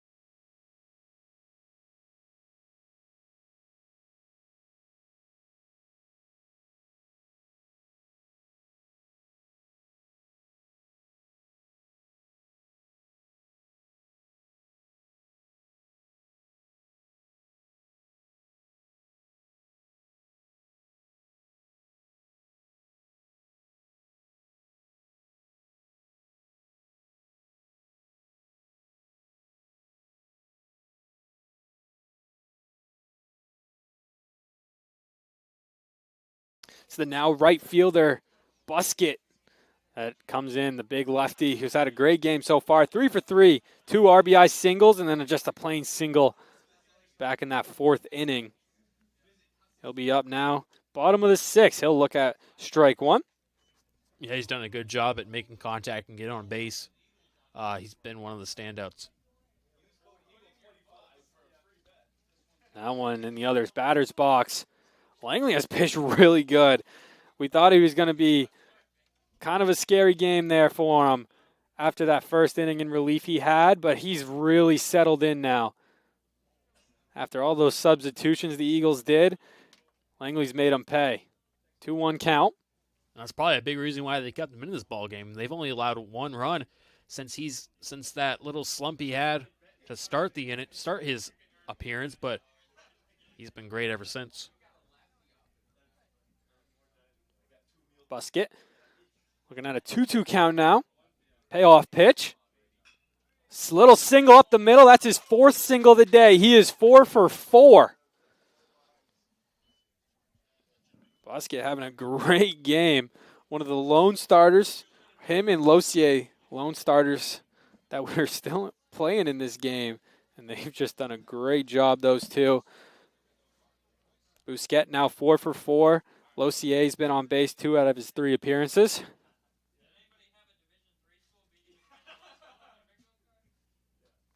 That one a low ball, kept in front by Toy.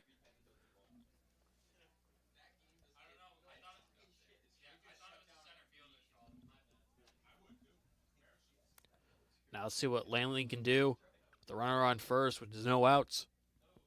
That one came inside. I thought it looked like it clipped him. It was very close, Caden. Losier didn't think so. Ump didn't think so either, so it's going to be a 2-0 count.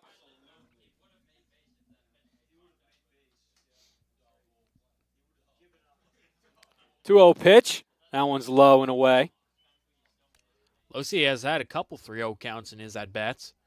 He's done a great job at just being patient, not swinging when he's not supposed to.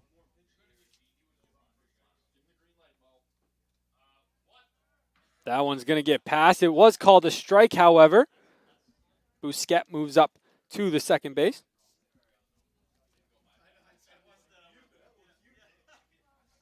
Runner in scoring position now for the Eagles. You like to see that, especially with no outs.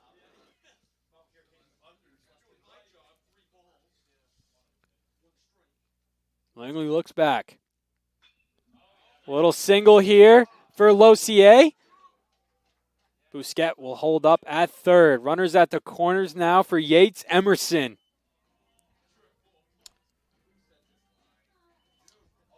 Emerson, after getting his first collegiate hit last game, he's going to look to add on to the score.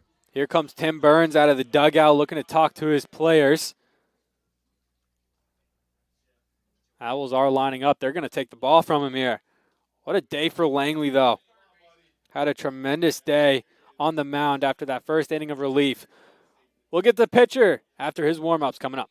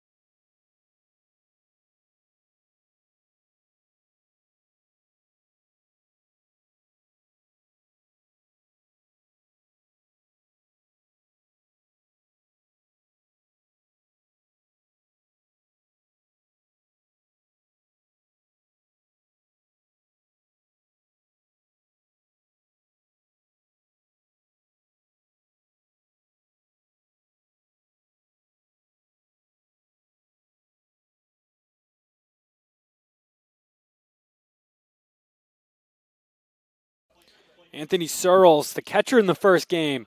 Middlesburg, Florida is where he's come out of. Now on the mound for the Owls. That one's going to be a little high on the freshman Yates Emerson, who has a strikeout so far today, but the double in the first game for his first collegiate hit. And Sorrellis has only had 1/3 of an inning. Actually, hold that thought real quick. This is a pop fly. This one might be in no man's land. Yates Emerson's going to be aboard. Bousquet comes across to score. 15-1 now for the Eagles off an RBI single. Well, RBI bloop single, that is, from Yates Emerson. Freshman looking really good so far today, Owen. Yeah, he's definitely been great in his pinch hitting role and has definitely been one of the bright spots on the roster.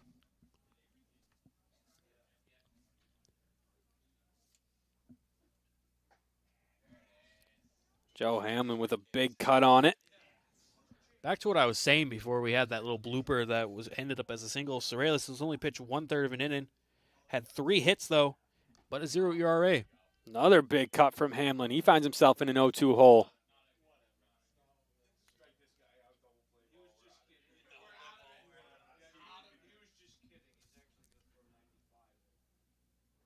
That one's outside. Runner's going to advance. Toy's going to throw to third. No dice there. Runner's in scoring position now for Hamlin. Yeah, and Husson could add even more to the total. Both runners in scoring position. And Hamlin, we know he can make good contact on the ball, Caden. 3 singles so far this inning for the Eagles. This one fouled off. Hamlin stays alive. Husson's done a good job, too, at just staying alive in counts. And that's a big reason why they've scored 15 runs. That one drops in there. Nice little off-speed breaking ball from Sorrells. And that's the first out of the bottom of the 6th. Yeah, what a pitch from Sorrells. Looked like it was going to go way inside, but then curves back into the strike zone. So great strikeout there for the first out of the inning. Tyler Michaud up now. That's going to be strike 1 off the curveball. Yeah, that breaking ball is looking real nice for Sorrells. I wonder if he's been working on it a little bit. It's probably been his best pitch, in my opinion. That one's going to be a high fastball, 1-1. Runner still in scoring position. Ducks on the pond, as they call him. Can Tyler Michaud bring him in? That one's going to be a low off-speed pitch. 2-1 the count now.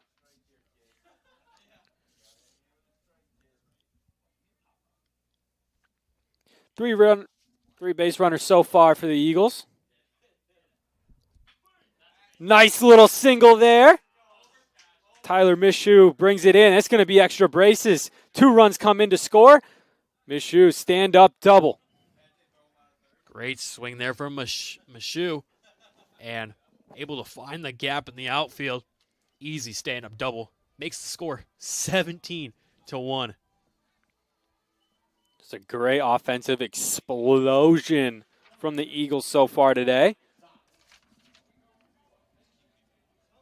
And now, looks like Jackson Lizotte, his first plate appearance, I believe, of the night. Lizotte looks at the slider for strike 1. Yeah, Lizotte, the freshman from Old Town, Maine, has only had 1 at-bat, and that was a strikeout. Big cut by Lizotte. 4 base runners so far this inning for the Eagles. Joe Hamlin sent down on the K. That was the only out so far. 17-1. Big fly by Lizotte. This one has a chance. That one's right up against the wall. Around third is Michaud. Lizotte in with a stand-up double. Right off the S of Husson.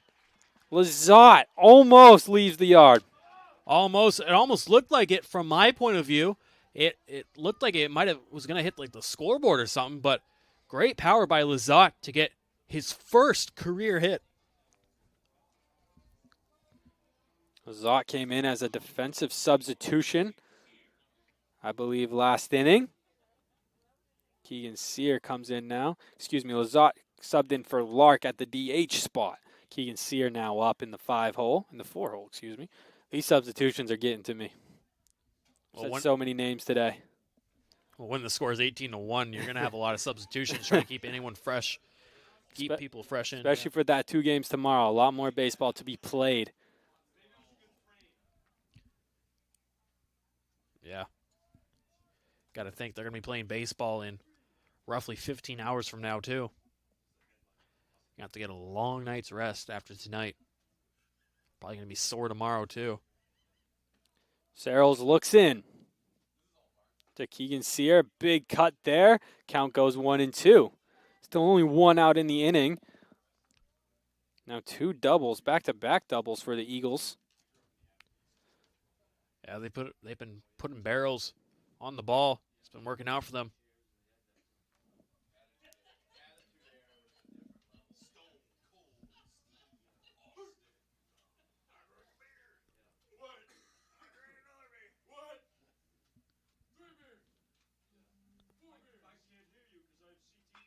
Keegan Sear with a rip through the third base hole. Lazat will be held up at third. Throw comes in. Toy gets in front of it. Runners at the corners now, one out. That was a terrible line. Crowley coming in now.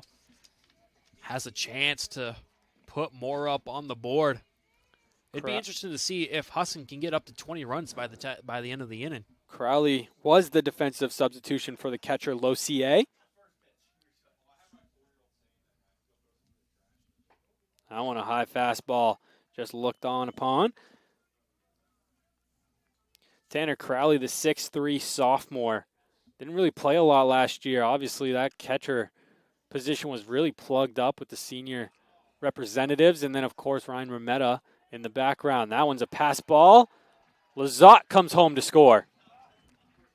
Now they're one run away from hitting that big 20 mark. Pretty much a football score, Caden.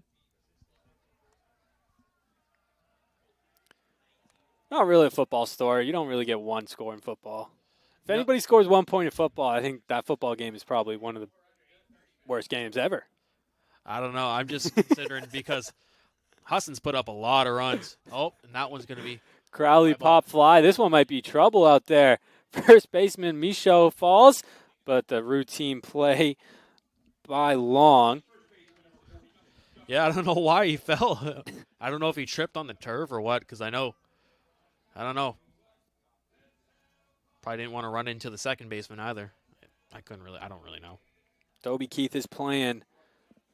Let's have a party, Salvatore. How about a base hit from the only guy on this Eagles roster so far? Yet to have one this season. He is 2 for 7. Just hasn't seen it yet today. 2 for 7 on the year, that is. That one drops in there. Now he's 0 for 2 early.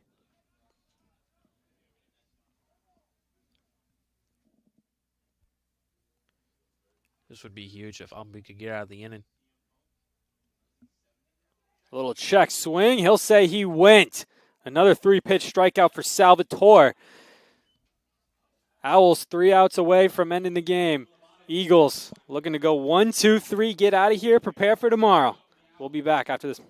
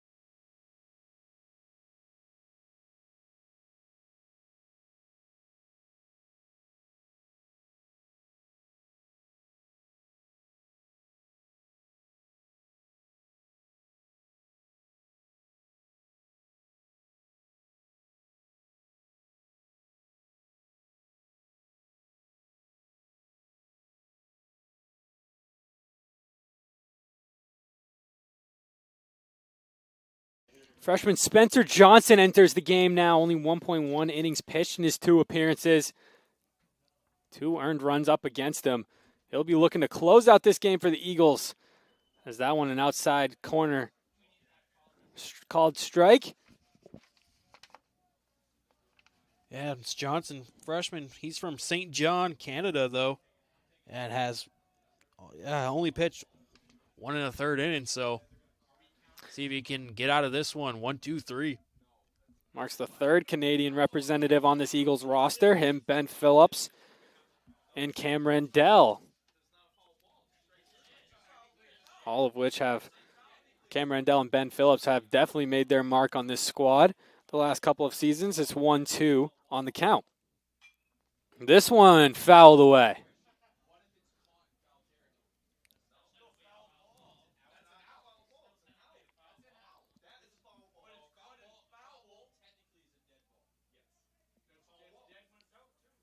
Spencer Johnson. A lot of these freshmen, the last time they entered the game was against Marymount, which was a 11-0 loss. Only played 7 innings that game due to the run rule down in Florida. And that was a game a lot of the players we don't normally see on the stat sheet got into that game. Also some of their last appearances. That was nearly a month ago. So it's nice to see a lot of them getting represented here tonight. That one cut on. And that will be the first strikeout of the night for Spencer Johnson. These freshman pitchers, man, they all are looking really good in this game. And I think they all look confident, too, which you like to see. I know the score is 19-1. They don't really have anything to worry about score-wise, but they're looking good out there, Caden. Yeah, absolutely.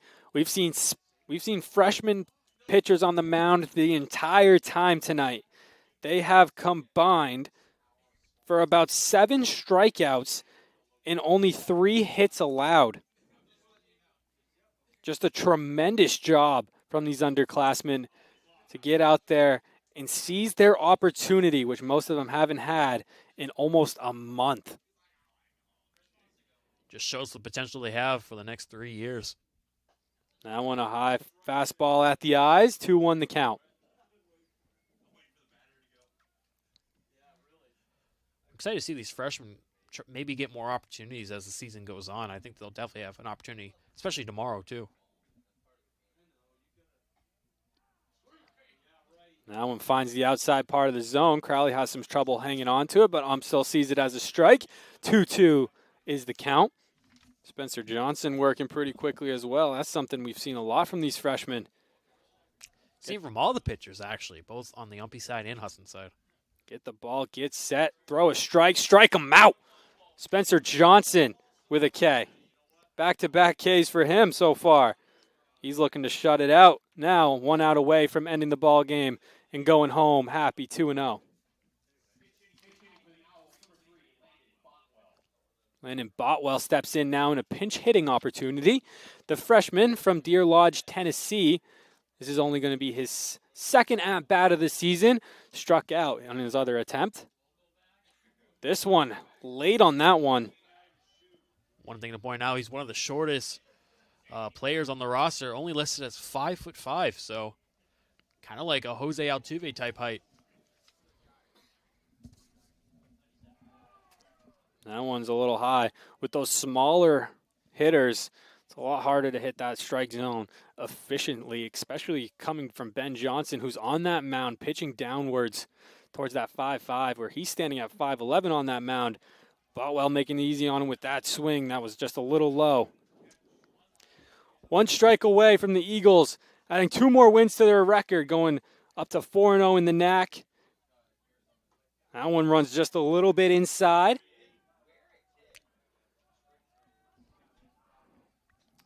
Spencer Johnson, 1 away. Best way to end this game would be on a strikeout, 3 strikeouts in 1 inning. Johnson deals, and the worm food.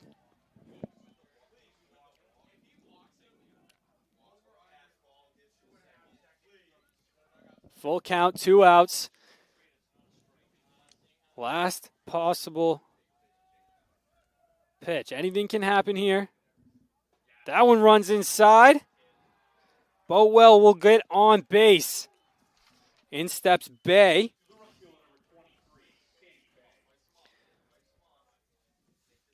Well, hasn't had that great of a day. He's only on his third plate appearance of today.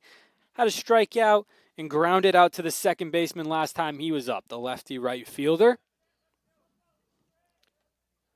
1 out away from the end of the game now. That one at the letters. Had to back him off the plate. Spencer Johnson came out dealing so far, but giving up the 4 straight ball walk right there to Boutwell. And then a ball out of the pen, but trying to get back in, and there's a strike from Johnson. 1 ball, 1 strike.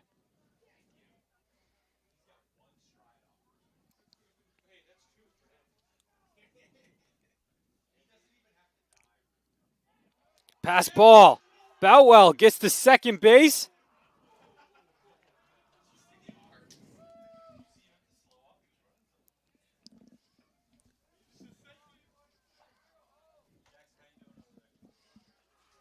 And 2-1 count here. Umpy trying to stay as alive as possible, trying to put more runs up on the board. We'll see how this next pitch goes. And why not? You're probably not scoring 18 runs without getting out. Try to get something on that board. Bring that positive energy into tomorrow. Tomorrow's game now starts at 11 o'clock. That's going to be a NESCOM Productions special broadcast brought to you by Jacob Ouellette and Philip Robars. Cut on and miss. Spencer Johnson closes it out. Eagles take both of the openers for tonight against the University of Maine-Presque Isle Owls. I've been Katie Trenton with alongside Owen Snow. Eagles close it out on night 1. Come back tomorrow afternoon for the next 2 games. With everybody that's been watching us, thank you very much. Thank you for tuning in to the Husson Eagles Sports Network. Tune in tomorrow at 11 for a special NESCOM Productions broadcast.